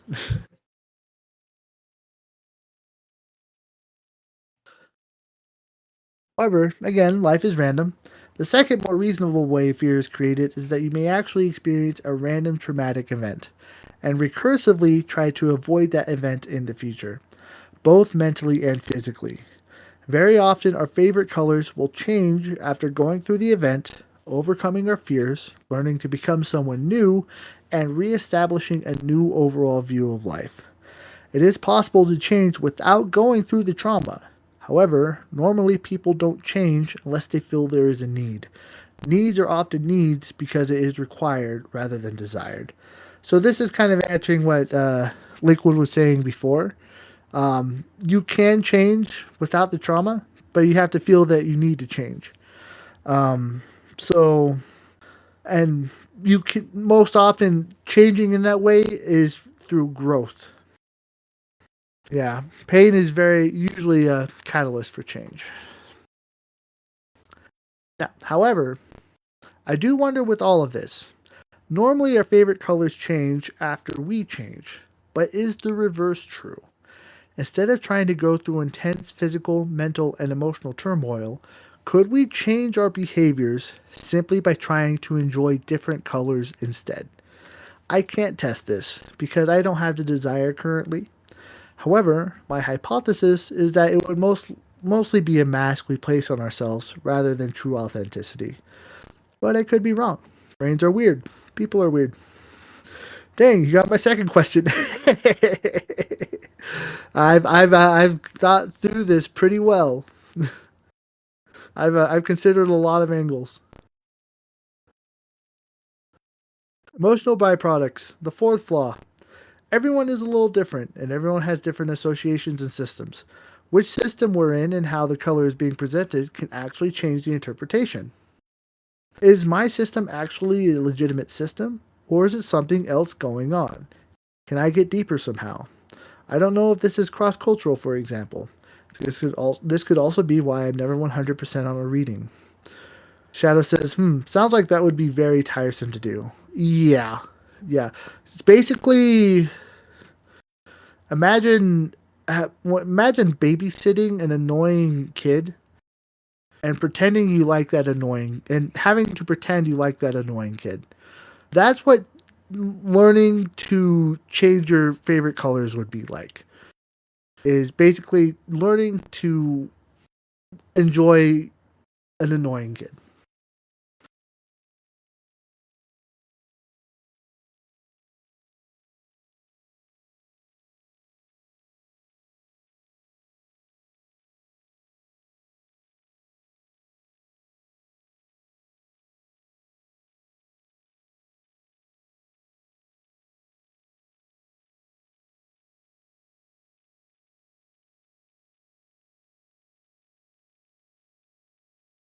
Yeah.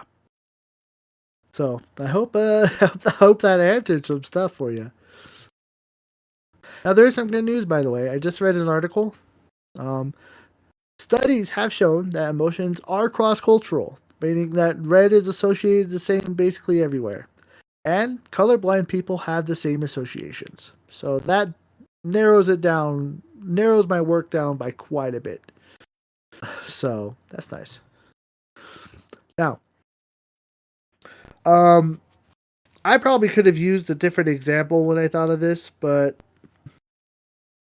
It was the first thing that came to mind, so we're doing it. Emotional byproducts in action. I'm going to explain how liking colors can lead to other emotions and how those emotions will differ. However, to make this work, I need to set some base universal assumptions. First, we will use the example of death of a loved one. It's heavy, but it's a universal that everyone will or has experienced at some point. Second, the emotion that we assume will be produced is sadness. There are more, but we will keep it simple. Third, we will assume that the individual mourning had a very close bond or connection. The level of connection can actually shift the interpretation. Fourth, for sake of example, we only use one color. It can get very complicated very fast. And fifth, while what I mentioned are high likelihoods, they are not certain. So, again, I'm assuming a lot here because everyone's very different. So, if you like red, the one of the examples from this sadness, you'll become more stoic. People with red have a vision for the future, however, losing connection isn't normally part of that. To maintain control, red will hide the sadness and dive deeper into whatever passion they're trying to accomplish. Expect more spontaneous bouts of anger as well. We'll keep going, but won't do well. Yellow will probably have a mental breakdown. Yellow likes to try to stay upbeat, but can only do so much. Expect the individual to become frenetic as they try to hide the sadness within themselves. Expect spontaneous bouts of anger. They will seem like something is wrong, but will probably deny. Will take a long time to recover since they will be more likely to deny their own mental health. Orange. Mental breakdown. Orange already feels everything. However, losing bonds will only exacerbate the ups and downs. Expect the individual to melt and expect mood swings. However, since these individuals feel everything so constantly, they should be able to recover fairly quickly if they are allowed to recover. Pink. Connections. Mental breakdown. Big warning signs here. Pink prioritizes making connections. Losing said connection is literally like tearing its heart. Expect horrible depression and bouts of anger. Pink takes longest to recover since you can't really replace a connection, especially if it's never officially broken. Use companionship to help people who like pink cope and recover easier. Poor pink. Yeah, poor pink indeed. Purple. Depression. Purple has probably already considered this before. However, to actually live through it is something different. Purple will slow down its interconnections as feelings are also part of that interconnecting process. Expect more stoicism, silence, and introversion. Green. Serenity. They'll become more. Oops, I did not mean to do that. They'll become more subdued. Green is the best balancing color, but can only handle so much. Expect these individuals to withdraw into isolation more intensely as they try to distract themselves through escapism and meditation rather than through action.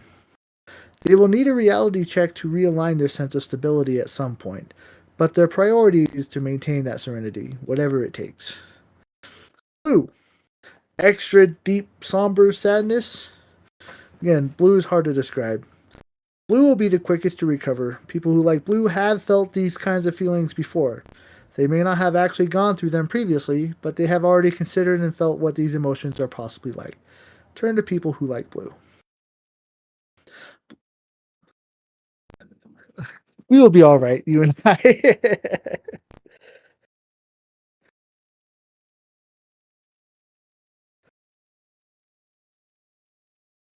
What happens when green breaks? Green breaks becomes more subdued.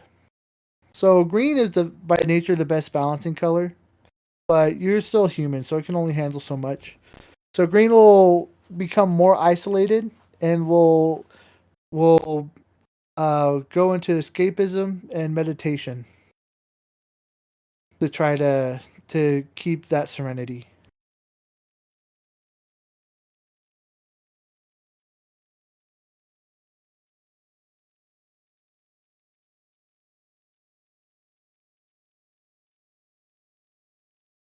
All right, moving on. Black. Negativity. Depression. Warning bells here. People may already be used to the idea of death, But depression on top of depression is never a good sign. Try to bring some companionship and never assume. So, like, will they reject reality even if it's slapping them in the face? Um, it depends on the person, right? Remember, we have to give variance to individuals. But green doesn't necessarily reject reality. It's more they're rejecting their emotional state. So it's more like an emotional dissociation rather than an actual disassociation. So it ends up being like what's a good way to describe it? So like what they'll do is that they'll be like, I'm feeling sad. I don't want to feel sad. I want to feel content. How can I get rid of the feeling of contentment? Oh, or how can I get rid of the feeling of sadness? Oh, I can avoid that feeling of sadness by playing video games or by taking a nap or right. So so it's not so much that they reject reality, it's more that they're avoiding reality.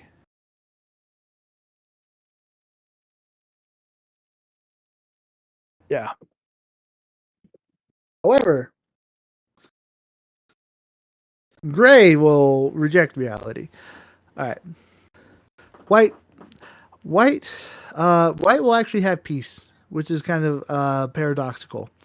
While it seems a little paradoxical, people who like white will be sad, but they will recover quickly by relying on spirituality or goodness to help them through. It may not seem logical, but sometimes you gotta do what you gotta do. Gray, Stoicism. Expect these individuals to become more introverted and quiet. They feel everything, right? That's the first thing. However, their reliance on realism becomes over reliance, and they may accidentally disassociate too hard. The reality check for Gray is an emotional one, not a logical one. So Gray is the one that tries to reject reality, um, by being too realistic, which is funny. Red will reject reality too, but the way they do it is different. Brown, depression. Death forces complexity into life. While Brown may logically acknowledge that this is simply the circle of life, the emotions don't agree. Expect introversion with bouts of anger as well. Needs a reality check and a good cry to restabilize.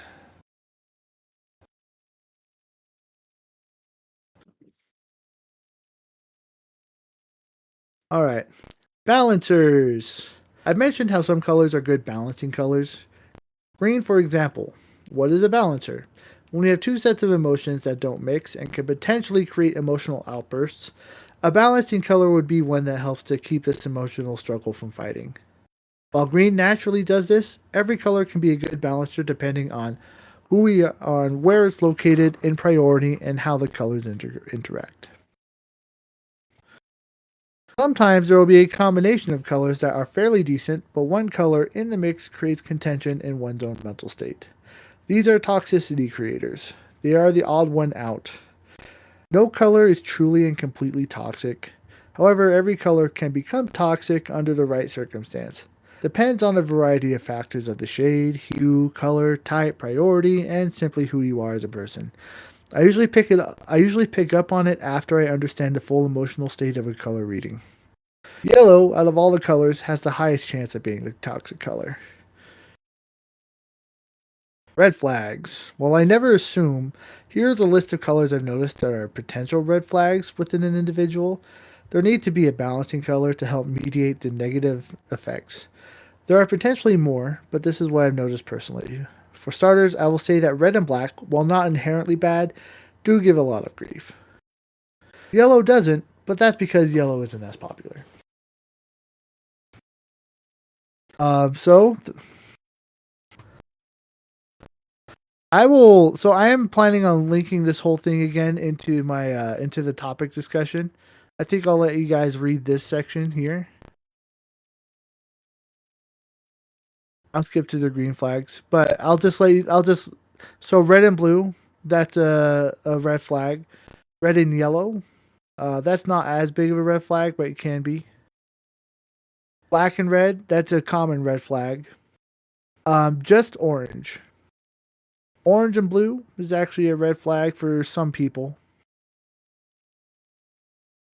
Um, Black and pink. That's actually a red flag for some people.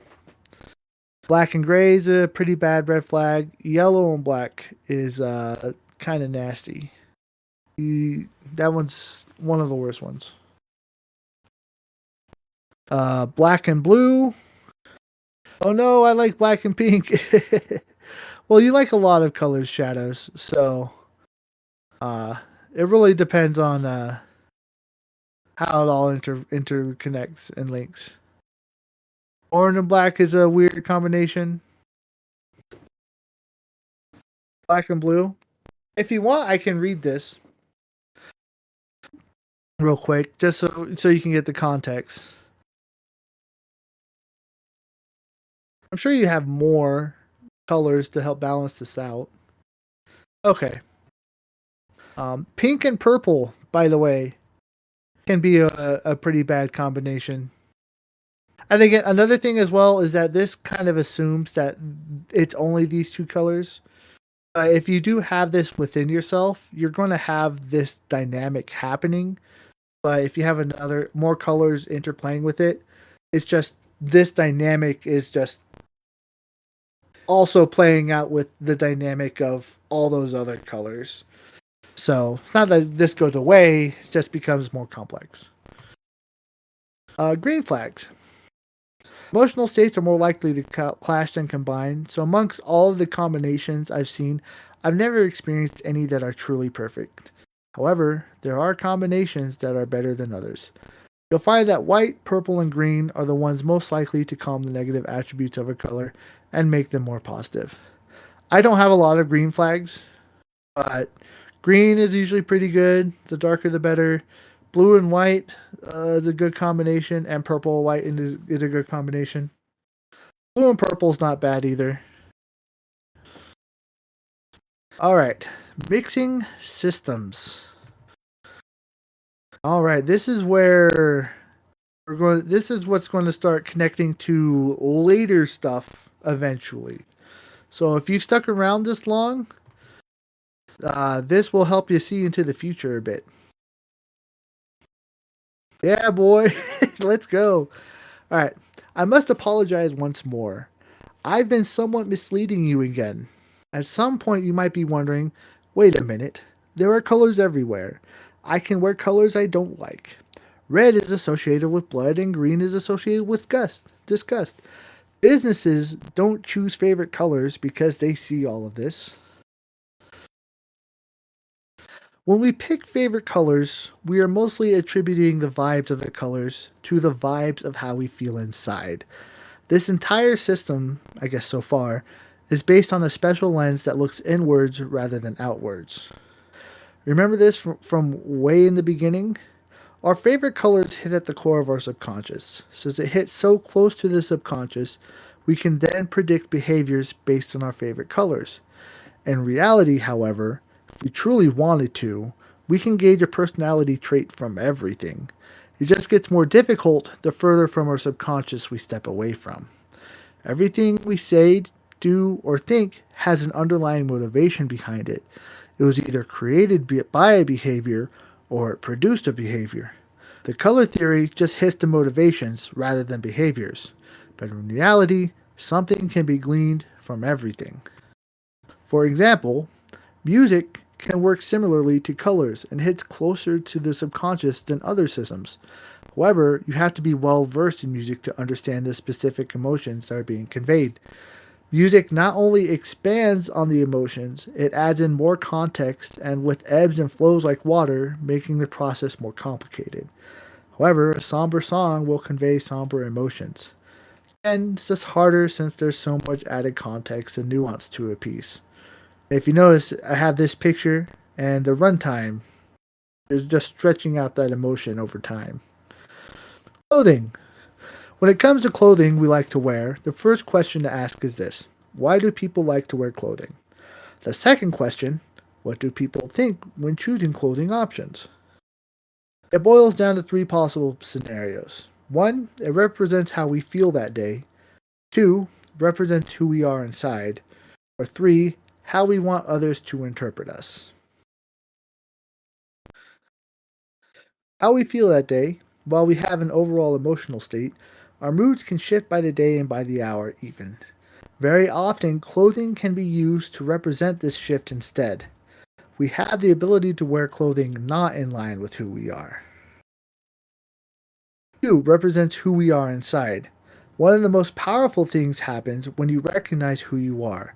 The more authentic you try to be, the more often you will wear clothing you actually feel inside. The more likely your clothing will denote who you are overall.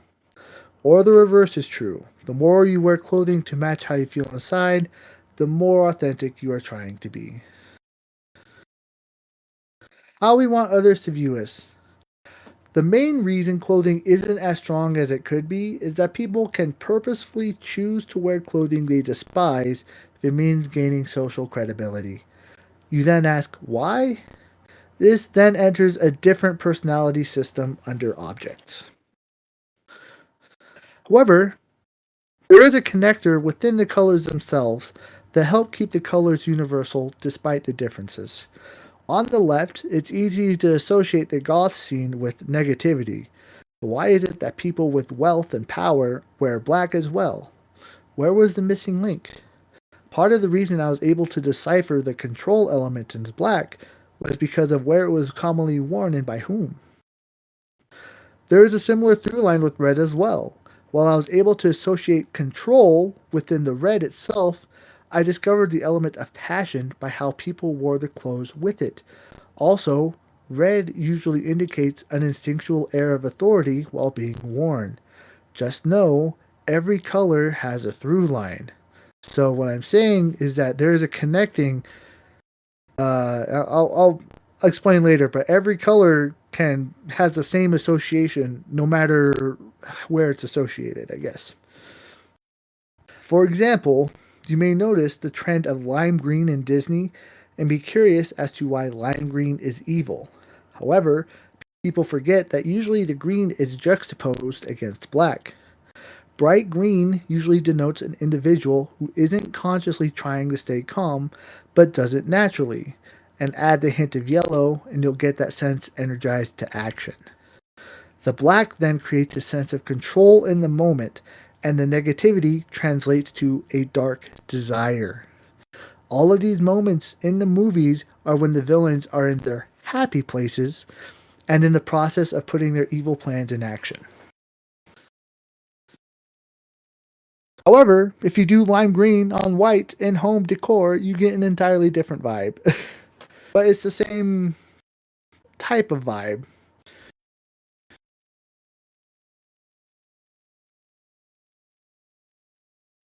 I put this in last minute. Nope, still ugly. I can tell you don't like lime green. Um, if you have lime green and white together, essentially what this happens is that you're trying, instead of, you get this sense of action, you're trying to have this in your home. So you're trying to liven up the place as best as you can. So, but also make it relaxing. Kind of like lime juice.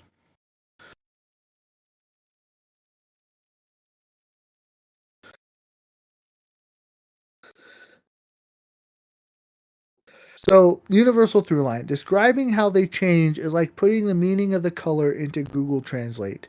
The shift may seem grand, but the definition is relatively the same. So, if when you look at yourself, red is control.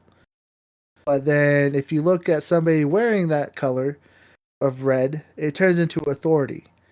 But when you look at like an object or what something has that is red, it becomes cool because it's cool to have that type of color. And then a reminder within all of these, there is an element of passion lingering within. What this means is that we can even gauge how a business might be trying to sell its product through their logo. McDonald's has a red and yellow. The red indicates a sense of passion and that it's a cool place to be, while the yellow indicates a sense of energy. It means it's exciting to be there. In short, if you eat McDonald's, they want you to say, I'm loving it.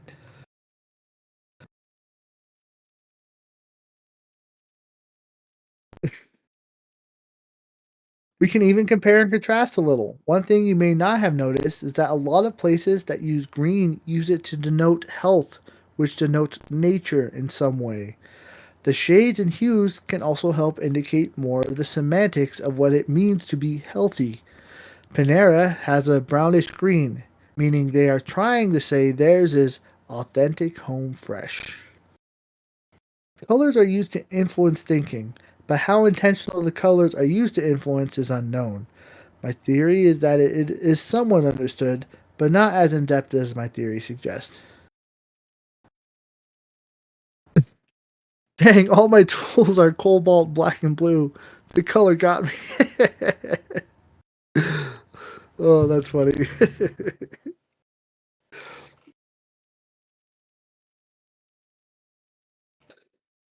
Home decor also has similar associations. It's important to remember that there is a lot happening here. Home decorating is similar to combining objects and colors together. However, knowing the roots of colors and objects, you can get very deep. The home is a personal space, and another way to look at it is if an individual is saying, these are the colors and objects that I am most comfortable with and want to be around me. This is who I am.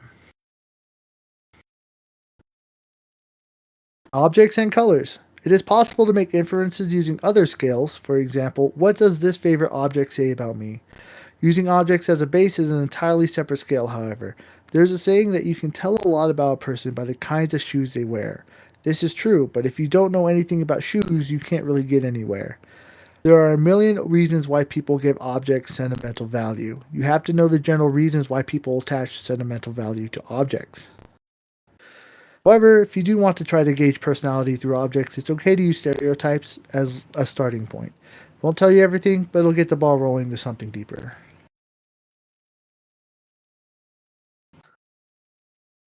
You can use colors to add layers on top of objects to get a little deeper. Why do people choose blue objects over red objects? Red gives the air of authority, therefore it's cool, while blue adds those somber emotions. It adds an extra layer of sentimentality and empathy. This is Plutchik's Wheel of Emotion. His theory states that there are only 8 basic emotions that everything stems from. I disagree, but this makes me wonder why he chose these colors. I haven't read the book. This is simply a theory. Most of them I can make obvious connections without reading the book. However, the magenta and the dark green I have to go deeper. Green, the core commonality of green denotes serenity. A person who likes green will prefer inaction over action. Being spurned into action takes them out of their comfort zones, so to speak. And then magenta, purple and pink together, makes it possible to overanalyze your relationships. In the process of comparing everyone to each other, you may learn loathing, which is probably where these associations came from. Another way to look at all this combined, right? So business, clothing, image, objects, is with Mario and Luigi. Mario has always been seen as the braver and more action oriented brother, while Luigi has been the quieter, more timid one.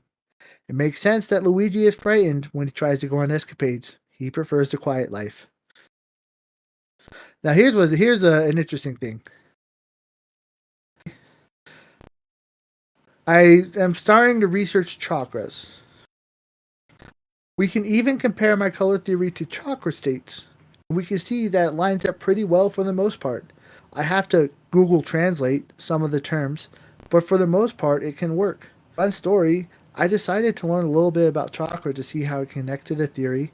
I learned about energy in yellow, and through this, and discovered why yellow causes happiness. Thanks, chakra. However, I also discovered that the chakra theory has some flaws. It needs a more of a grand unification. So, This picture was annoying to find because when people, if you look up chakra states on the internet, people have a lot of differing colors for the chakra states.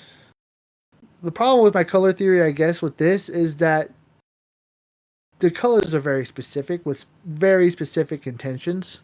So if you have like a light blue and a dark blue, those are going to have very different connotations. Purple and violet have very different connotations. So, but there is something because I was able to make something connect here. This color theory might be the unifier. And then here's another thing. Some people describe seeing auras. My theory is that when a person does this, they're seeing the attribute of what emotions the individual conveys. How legitimate auras are is still up for debate, but people can still pick up on these emotions within an individual. There's also a matter of perception. The individual reading the aura might have a different perception of how the individual sees themselves. We need two people who can see auras to test and verify. And then, for fun, I decided to put this to compare this onto the ACOL levels chart. And if you notice, levels 1 through 9, they actually fit. And I was wondering, was it based off chakras? Or was this just something that just happened? Oh, yeah. We could probably message whole math on that.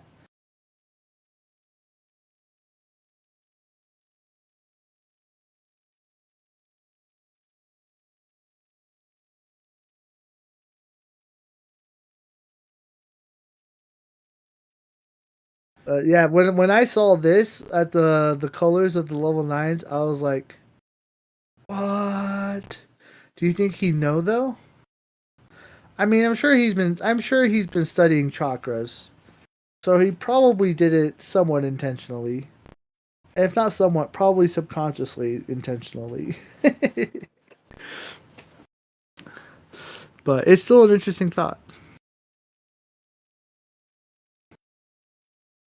Yeah, yeah.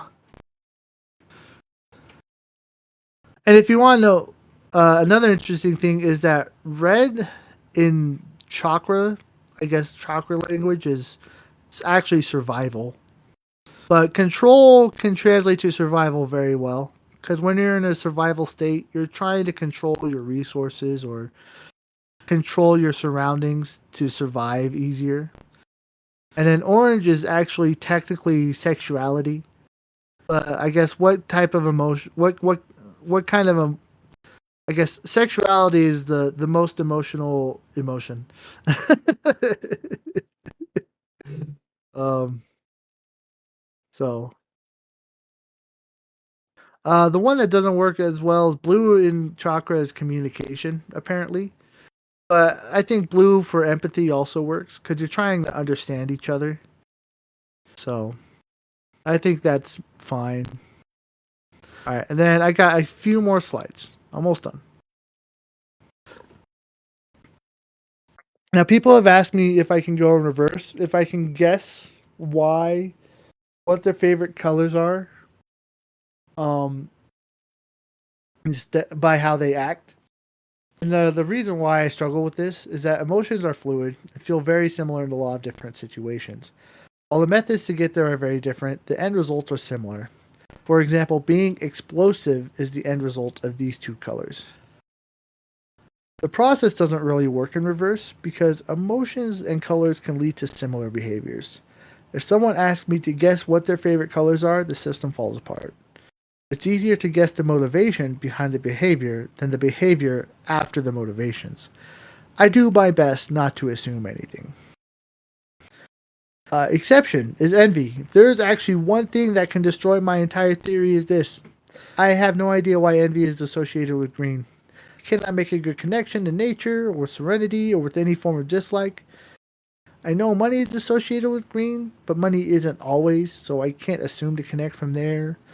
Most other emotions and colors, I can make one or two steps removed, and I can connect with the association well. The first indicator of green being associated with envy is Shakespeare's Othello describing it as a green monster. But he had to have that association first. This one little note throws off my entire theory because it could mean that all of my theories within are only that theories, and therefore it pokes holes into every theory that I have created through this. Is my theory accurate or just a glorified conspiracy theory? However, the best theory I've heard is that when someone is green with envy, they are desiring another person's sense of serenity and wishing they owned it for themselves. So there is an answer, and I think it fills it, but to have an emotion based off of wanting what other people have is an interesting sensation because it's not a lens that you're looking from within. It's an emotion created within you by looking at someone else. So the end. Now, if you want to know what some of my thoughts are for my next big project, I want to try to connect this with MBTI, Enneagram, and Big Five. I want to try to connect chakras a little bit more in depthly. I want to try to do a possible questionnaire to discover favorite colors. And I would like to do a more comprehensive list of emotional byproducts. Um, that list is going to be long because, so you know how there's a color wheel that tries to put on a bunch of emotions? I think the only way I can make it make sense is that if I were to have every color have a color wheel. Oh, it's just so much. And it's confusing too because, like, for example, stability, somebody mentioned stability, right? Every color, because stability is like a color you enjoy, every color that I have as a prime color can create a sense of stability. So it's not just that's why it's also confusing, but it'll be good. It'll be good.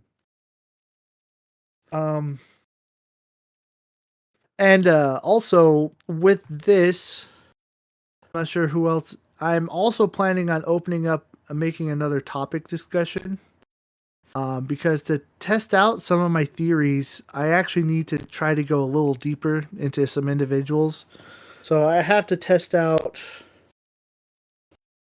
I'm probably going to be inaccurate in a lot of cases, but I have to test out how it by testing out how MBTI and colors work together.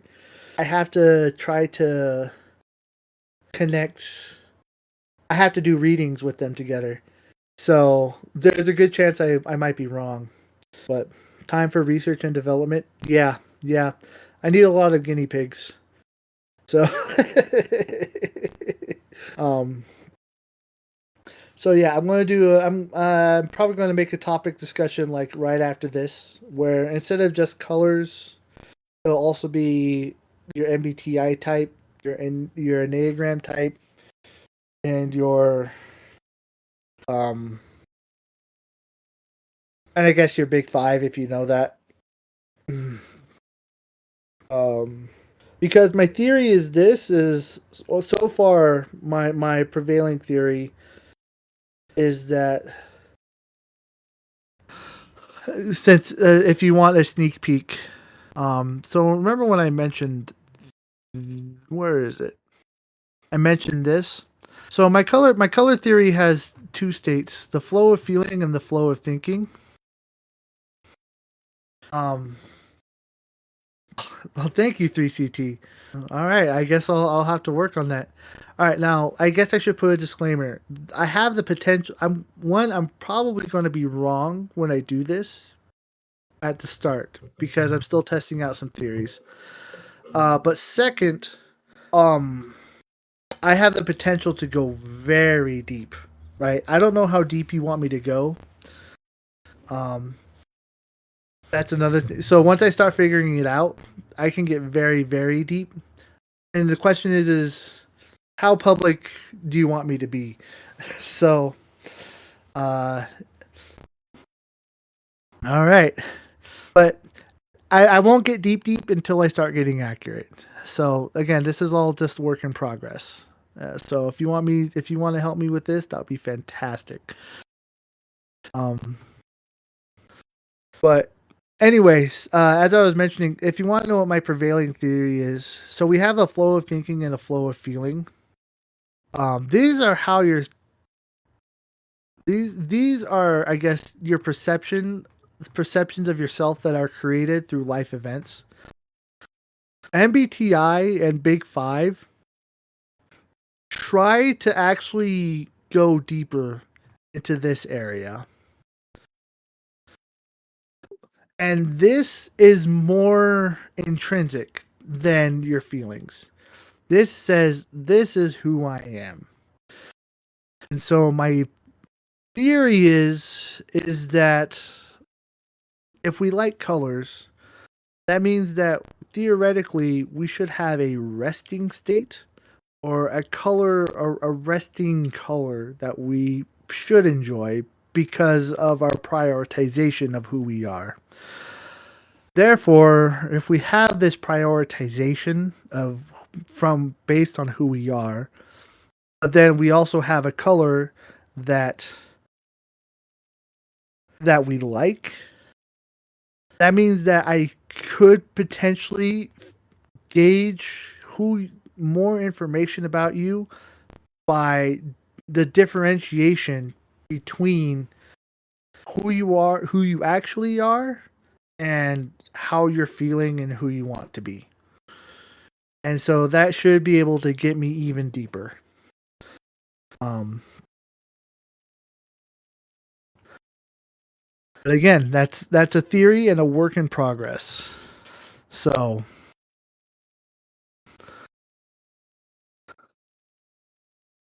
yes, a fine distinction. If you want to know, I also do that with micro expressions. I'm pretty good at reading people as well. I'm not perfect, but um if it helps, I'm actually an INFP as well. So that's part of the reason why I was able to actually figure all this out. Cuz I intrinsically overanalyze everything.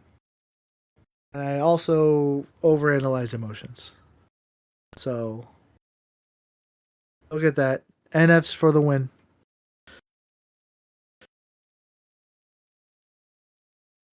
Ooh, you said shadows. You wonder if I'll be able to if I actually have a favorite color deep inside. So remember, colors. Your favorite colors is if you want to go about it. There's two ways. You're theoretically choosing a favorite color, right? If you're theoretically choosing a favorite color, that means it's actually a color that wasn't necessarily. It's matching how you feel inside. How you feel is not always, but somewhat chosen. So, and I'll keep it simple. Yes, Liquid, you might have a knack for this. You might have a knack for this. If you know the cognitive functions, you just have to make sure that you. So part of how I was able to narrow it down. So you remember. So if you know the cognitive functions, it's FINESITE. So I was able to verify the emotions, I guess theoretically using TE, looking back, because I was quantifying how I felt. So I was like, okay, this emotion does this with this color, right? So I was organizing my emotional state, which is FI, which means that because I have a high FI, I understand, not necessarily understand, but I'm intrinsically more emotional. And because of the NE, I connect that emotions to everything more intrinsically. Um, and then I guess the SI is probably the. I guess that's the answer. When I get the answer, then the SI is like, okay, repeat and rinse and repeat. So you just have to use your TE to your advantage if you understand what I'm saying there. So all this may help you get to level 8 and 9. Maybe. Maybe. I would say awareness leveling is it's part of it, but it's not the same. Um you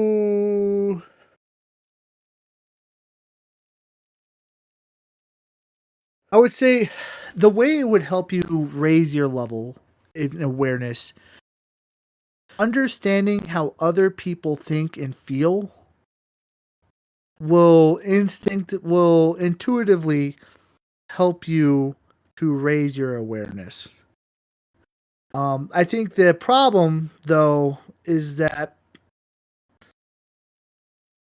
using a personality theory to raise awareness. Remember how I said the Barnum effect at the beginning, right? If you want to raise your awareness with using a personality system, you have to add 2 or 3 levels onto your system of awareness in trying to read people. Because you have to be like, okay, so for me, example, I'm an INFP, but just because I'm an INFP, I try not to attach or associate myself to the concept of an INFP, even though I exhibit those behaviors.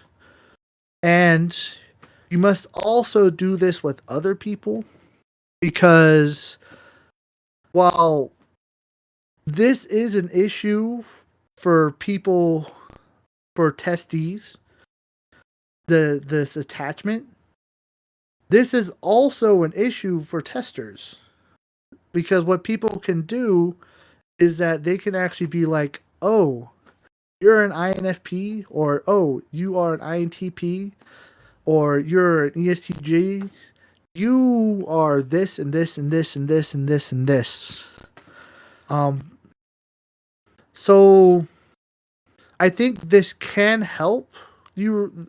This color theory can help, but only in the sense that you have to look beyond the theory of personality systems and still be like, look, you probably have these attributes of this theory, but just because you have these attributes, that's not completely who you are.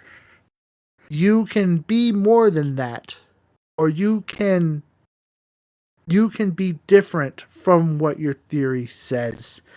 Like, I guess an example is just because you're an introvert doesn't necessarily mean you can't become more extroverted. You can you can't necessarily change to be an extrovert, but you can learn to become more comfortable in social areas or social surroundings, and vice versa.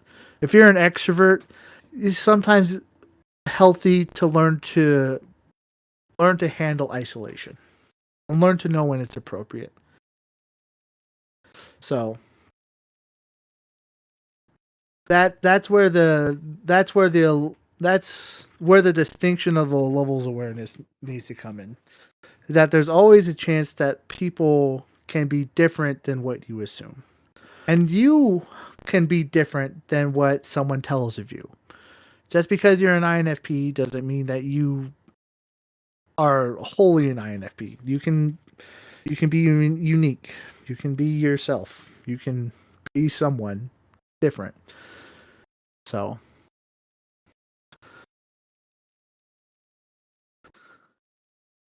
you have become socially adept, but you don't like it. Yeah, I actually like. I like.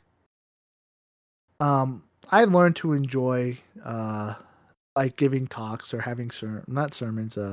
Doing TED talks.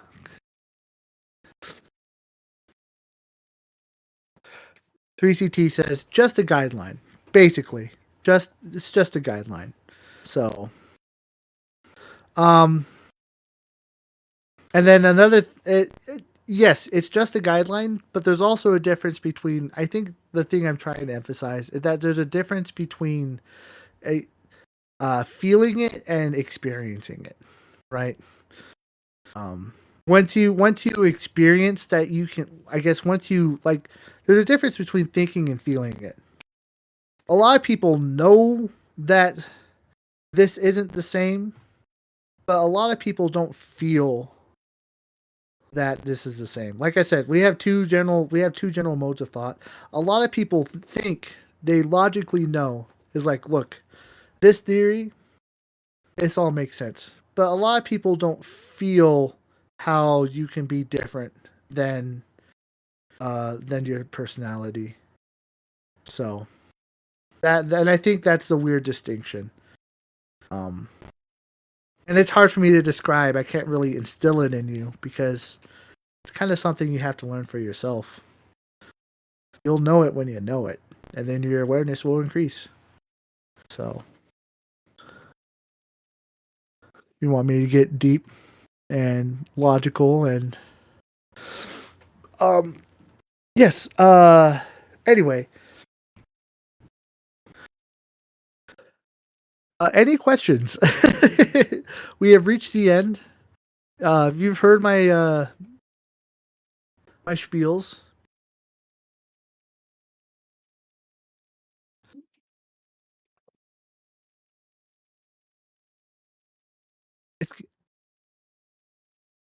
It's, I will now leave it open to the floor.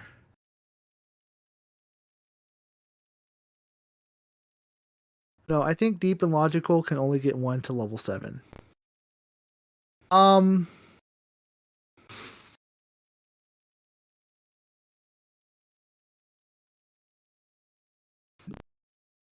partially. So, I mean, I'm not trying to get in. Oh well, I guess since it's up, I'm thinking like four things at once.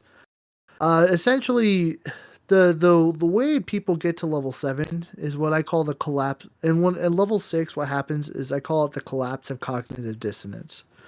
At level 6, what happens is that you see a lot of viewpoints and you see a lot of cultures and possibilities and understand how a lot of people think and are aware, and you're like, you know what, all those people are cool, they're all cool, but the problem is that everyone having their belief system, these belief systems clash. And so what I call from level 6 to level 7, I call it the collapse of cognitive dissonance, is that eventually there hits a point where you have to kind of believe in something yourself. You have to believe in something that you believe in. And once you hit that belief in what you believe in, that's when level 7 starts happening. So it's not so much the deep and logical part, because the logic will help narrow down what you believe in. But it's mostly just the you finally just being tired of accepting everything and just being like, I can't accept everything anymore. I have to. It's just too much. At the end of the day, we're just human, and that's kind of I think a level 7 idea. So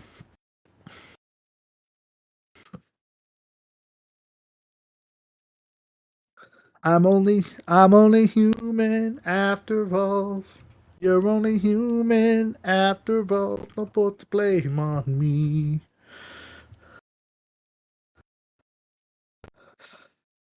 Most rational thought becomes established somewhere in the latter part of 7.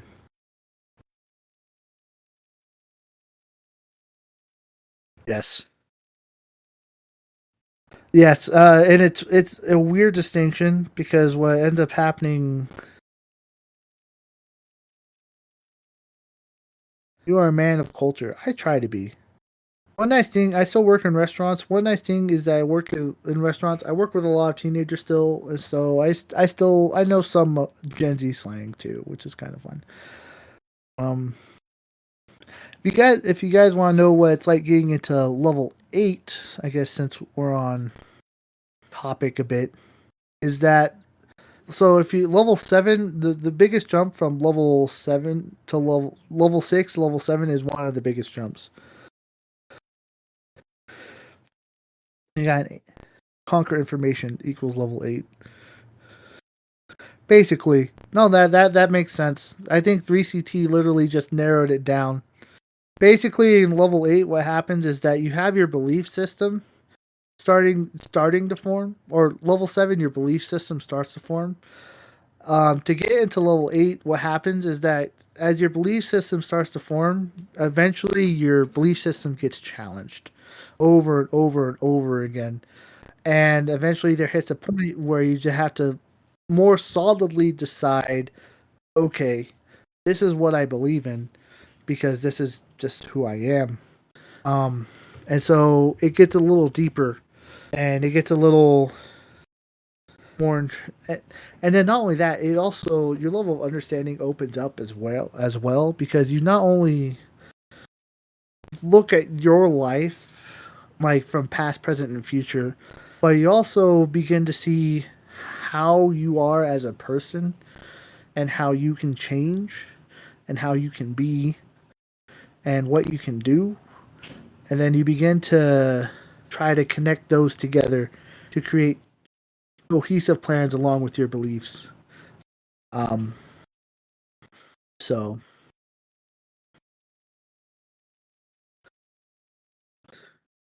you begin to more solidly define who you are as a person rather than what your beliefs are. Yep, a deeper synergy between what you believe, what you do, and what you want to be.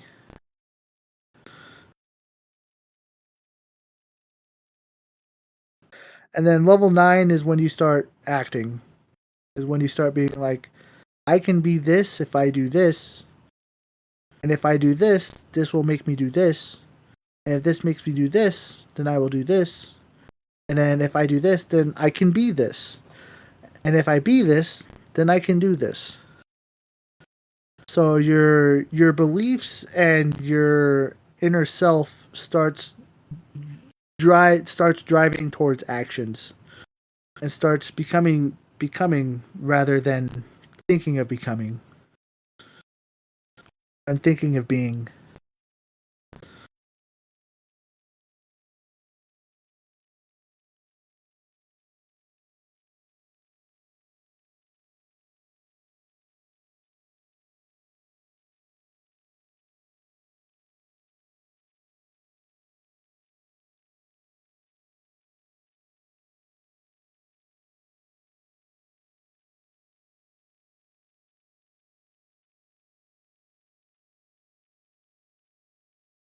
And then there is a theoretical level 10.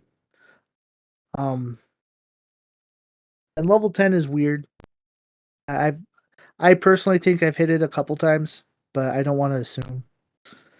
But essentially there hits a point where you can kind of do 1 through 9 all at once simultaneously. And you can voluntarily choose which level you need to be at for which scenario. and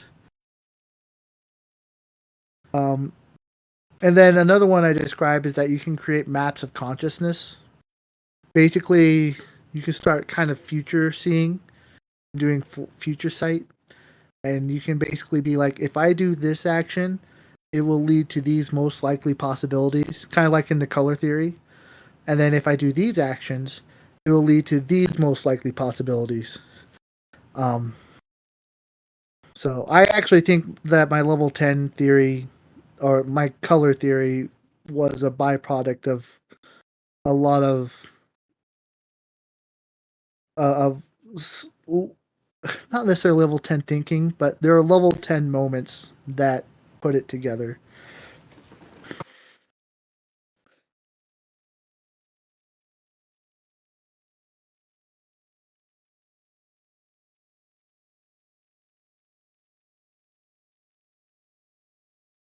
Don't worry, Liquid. You will get there when you get there. Don't try to force it. It'll happen when it happens. You can force it, but it'll hurt. It'll hurt. Um, there's a video that I shared, and it's of Dr. K. He's on YouTube, and he's explaining to someone how Buddha became enlightened, and he said that the Buddha was tired and he was starving himself, and he was just like he was doing his best to try to understand and become enlightened. But then he was like on the brink of giving up, and he was like, "I'm tired. I'm hungry." And then this kid came up to him and he was like, "Hey, do you want some rice?" And Buddha was like, "You know what? I'm gonna eat this rice," because he's been fasting for days.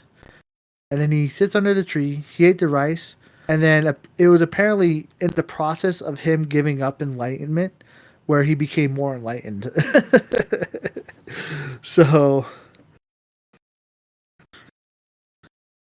there's a weird paradox where the more you let go, the more you understand. And I think that's part of level awareness as well. Is that it's hard. It's not learning to stop. Like it's taking this concept of control and letting yourself be who you are supposed to be. So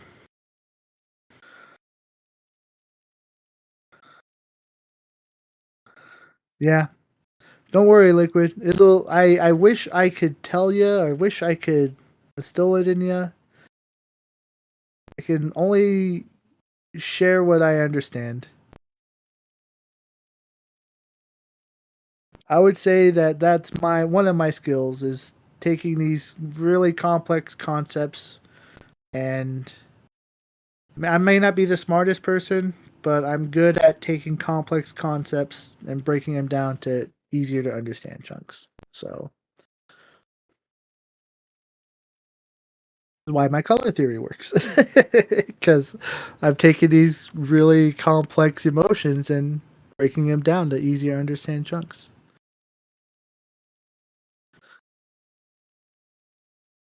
Well, thank you, Liquid. I hope you guys enjoyed. I hope you guys have learned something. Um, I guess the question, also, level 9 is when you start to be able to define the next stages of development for yourself. That may, yeah, I can see that too.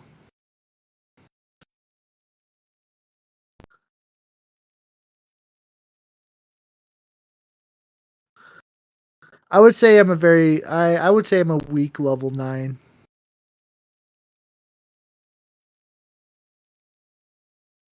I think I used to be level 9, but I kind of broke. So, but that's a story for another day. Um,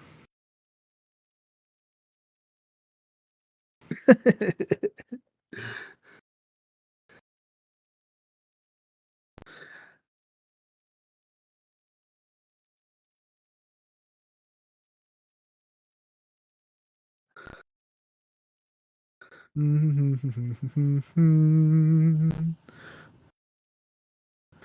INFP aren't known for durability. Well, it depends on the definition of durability.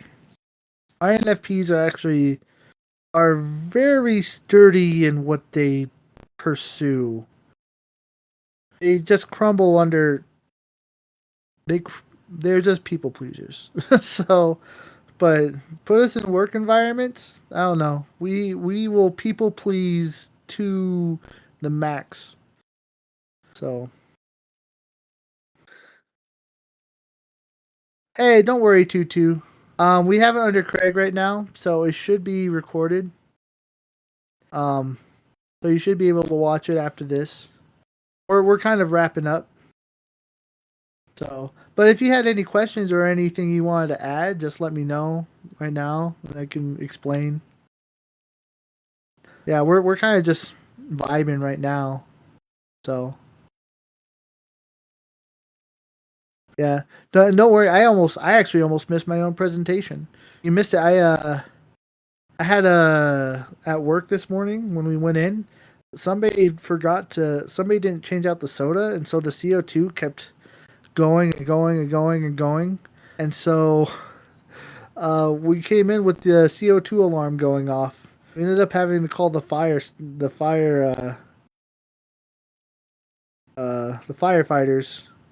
to check it out to make sure everything was okay.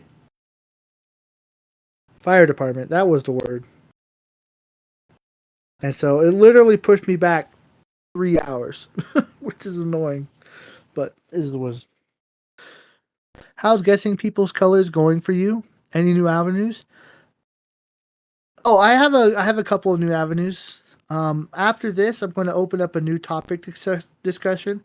I'll keep the old one up for anyone who still wants to do a basic one. I'll probably rename it to like Observer's Personality Theory.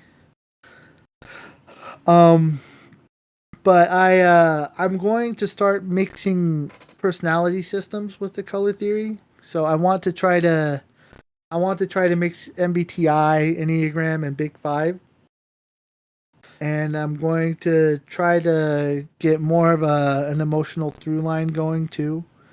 So there's a lot of work I still have to do, but um, I may I might pick your brain in the DMs. By the way, 222. Since you have since you kind of have a already good understanding of a lot of this and can kind of see it already. So yeah, because I want this to get really deep because eventually, if my theory is that if so, there are two main possibilities with this if I can figure it out. One is that if this can connect everything together, this would be able to basically do the work of therapy in like minutes rather than months or years because very often people who need therapy don't know why they need therapy and they will struggle explaining why they need therapy and need a lot of therapy to get through. Um, and then the other thing as well is that a lot of so MBTI, Enneagram, and Big Five, they're all thinking systems based off of behaviors. One nice thing about the color theory is that it's actually based off of motivators. So it means that this can actually be the missing link inside all of those personality systems that prevent them from actually creating a perfect cohesion. Because that would be like, oh, this is who I am, but it doesn't describe how you feel. And the therapist isn't necessarily able to give properly personalized advice. Yes, that's another thing too. Um, and that's another thing with the new topic discussion is that I also want to try to give life advice there through the color theory. Um, just know I'm not a just know the general rules. I'm not a therapist and stuff, but if I can track how your emotions are in contrast to who you are, like if how you feel is contrasting with who you are, then I can be like, okay, since I know where the contention is within yourself, I can give you advice on how to not necessarily quell the contention, but to find ways to make peace with it so you can either understand yourself or find more find driving action towards actually doing this. But there's some caveats, like again, I'm not a clinician, I'm not practiced, I'm not a therapist. I This is all literally under the table. So don't sue me if it goes wrong.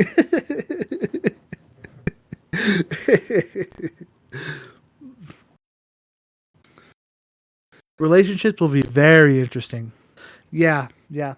And here's the thing is that if I have the MBTI on it, if I can probably actually gauge relationships a little bit better because MBTI is better at gauging relationships than my color theory.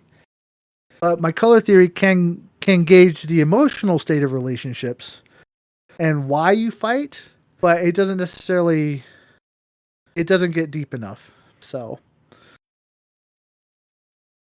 like you'll be with MBTI and colors, you can probably actually create a trajectory of a person who will probably be good for you instead of just the vague INFPs like these kind of types and ESTJs are good for these types and INFJs are good with ENFPs and like that's not a good system.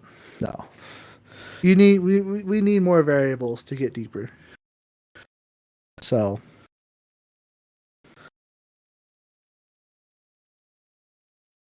this is the age of the internet, the age of information and communication. The old models of education will change in the coming decades. Oh, you have no idea. This is not just the age of information. This is the age of AI. Basically, AI will do the bulk of research almost instantaneously. So we can instead of a person like I wish I knew how to do an LLM so I can put everything together more cohesively. That's part of the reason. But even then, I still don't even know. I have to do it slowly. I have to figure out a system in the first place to even create. That's how. That's how deep, much of a starting point I am. Just the scope that I'm trying to create. Looking at C.S. Joseph's information on compatibility versus camaraderie. You don't follow it strictly, but it helped me get where you are. Okay, I'll keep that in mind. There was a. What's funny is that I'm also trying to understand emotions a little deeper too. And there was a book I tried to pick up. Plutchik's Wheel of Emotion. It's actually It's in a textbook. That textbook, when I tried to buy it, is like $180. I was like, what? It's from 2003. It's like, what? No. And I'm also trying to um, Visitor of the Unknown. She gave me a textbook on chakra that I'm trying to read, and um, I'm also trying to I still have to work, right? And here's the thing: is that I'm debating starting a YouTube channel now too, so that I can actually get some of this information out and maybe start monetizing it. Um, so there's this a long list of things now that I have to do because and I have you guys to thank for it, honestly. I just let me look up that book for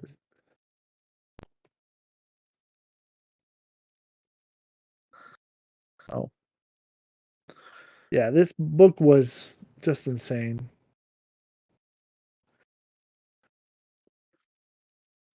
I spelled Amazon.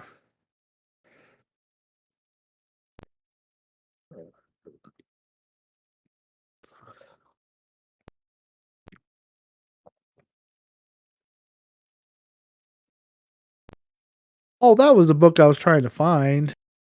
I now find the one that I was trying to find.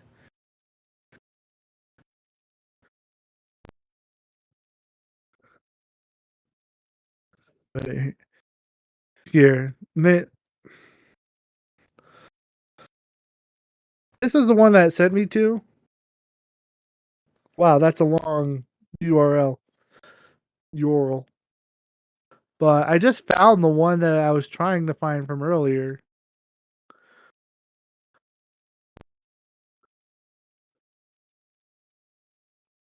Oh no, that's why it's a science poster. Okay, that's why I didn't get it.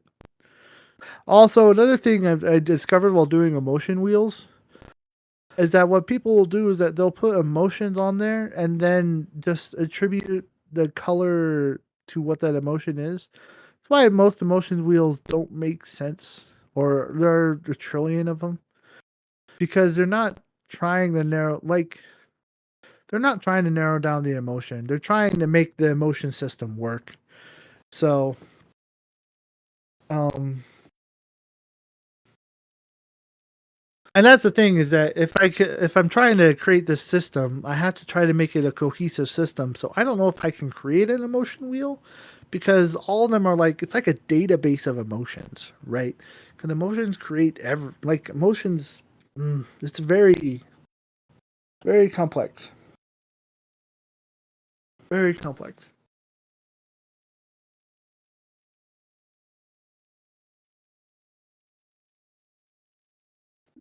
Well, thank you, Liquid. I appreciate it. Yeah, I need to start a YouTube, and I think I'll make it fun because what I can do since I have, again, I'm not a master of it, but since I have the color associations, I can definitely gauge how people are feeling in a given day by what they wear. So I won't be able to gauge their overall state, but if somebody, like for example, if somebody decides to wear pink, like if a girl decides to wear pink one day, I can just be like, oh, she's feeling very feminine today, right? And in that case, she might also be feeling powerful because some when a girl wears feminine clothing with pink, there is an association with, I guess, girl power. But it could also be like she's also feeling very like nurturing or like it kind of depends on the context. So like I won't say I can get deep, but I can do snapshots. It's like how I do mosaics, but simpler. So mosaics are actually harder than clothing. So I just can't get a lot from clothing. I can get a lot with mosaics. It's just clothing is just like, oh, they're feeling this way today in this picture at this time. Yeah.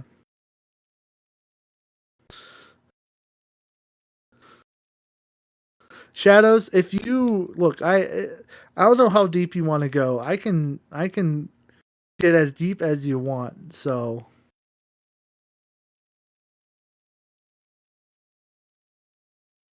yeah, wait, I actually think I know C.S. Joseph. Maybe I should look in. Yeah, C.S. Joseph. I looked up while I was deep diving into MBTI. The name actually makes sense now. Okay, okay. I just remembered. Yeah, I'll look that up. He's pretty good. I think I kind of dropped him when he started mentioning subtypes. All right, shadows. He's kind of on the outskirts. Yeah, he's really good at explaining it really simply. Like he was the best at actually explaining the difference between the like two different types. But he started getting into subtypes of MBTI, and I kind of dropped off MBTI. Dropped off when he started doing that. Because here's the problem with, I guess, a flaw of personality systems. Not necessarily a flaw with the color theory, but the more specific you become, the more likely you are to become inaccurate. And so like there's a typing team on YouTube called Objective Personality where they've created a system of like 512 personality types, which is insane. But the problem was that the more personality types you try to get, the more specific you try to get, the more likely you are to be incorrect. And the more inaccuracies you have, the more it allows a person to say, "Oh, you're wrong because you had this one thing wrong." Right? So and also like again, personality is infinite. So there's instinctively a flaw in trying to classify personalities. So to classify it down to 512 is impressive, but the more mistakes you make, the more likely it's actually incorrect. MBTI, I think, is a good in between. Big Five is actually it's pretty powerful, but that's also a pretty good in between. And I think my color theory, I think it works well, only because it's based off of something that's universal, colors, right? Um, so it's not so much that like my theory, it's built around the idea that that emotions and personalities are infinite, and it takes that into account. A lot of other theories, they don't. They're just like, okay, Enneagram. There's only 9 different types of ways that humans can be. I mean, what if there's a 10th? you know, um, I like MBTI. I think because MBTI is a good in between where it's got a core philosophy that is structured and unmoving, but also it allows for a lot of variance within that structure. So if somebody's not specifically in an INFP or an ENFP, then it still it won't break the system or theory. Problem with the objective personality is that they have so many variances and so many different typings that if you're wrong in one, it essentially could collapse the whole system. So you've got 48 yourself. You have to keep it general enough to actually be useful. Yeah, yeah. So uh, uh, that summed up what I was trying to say. Like I went on a 10 minute mini rant on personality systems, and 222 just like we'll say it all in one general sentence.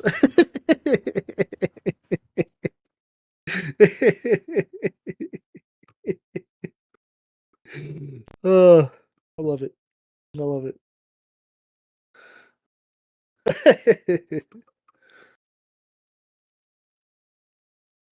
You wish you didn't have 48.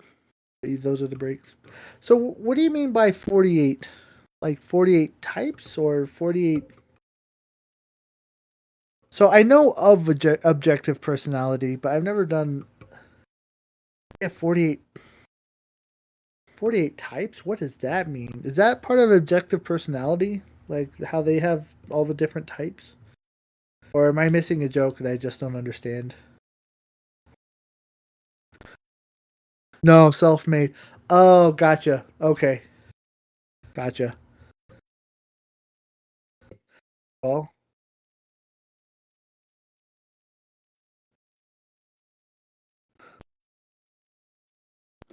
and this is going to sound weird. Another thing I like about my personality theory is that it actually is general and that it gets more specific based on the more colors that you have.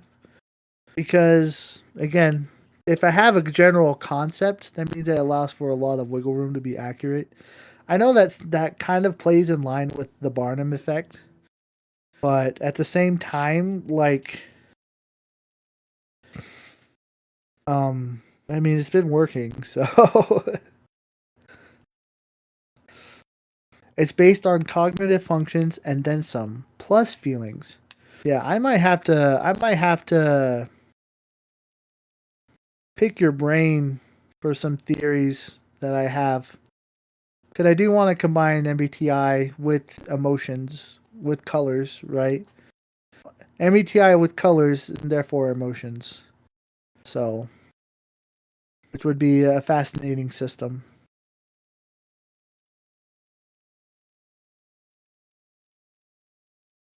Let's go. Let's go. Thank you, 222. All right. Well, I feel like it's time to wind down. Anybody have any last questions about anything before I head out or bounce?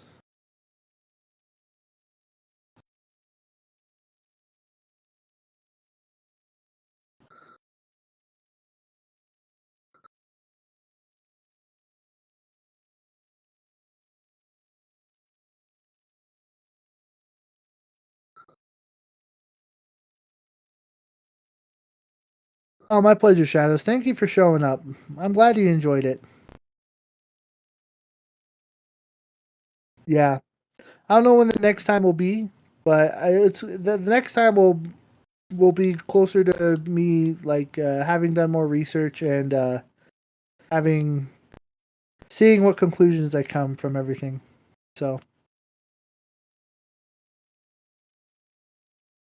all right. Thank you all for coming. I think I'll end it here. Anyone know how to stop Craig before I actually end?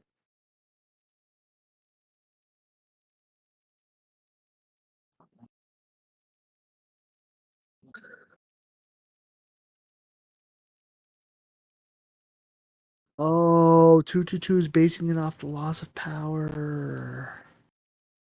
Scroll up, press button. Oh, oh. Oh, I gotta scroll up a little. I go a while.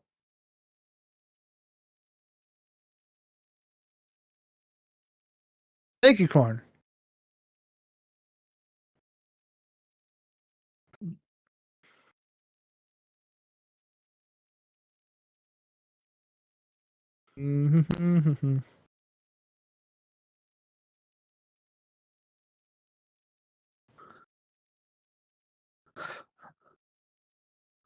Yeah, Corn. If you ever, well, if anyone has any questions, if they want, they can always, message me or bring it up in the color theory topic discussion.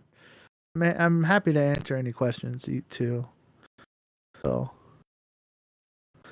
part of me answering the questions also helps me verify some of my theories and helps me narrow down some of the holes that might I haven't considered.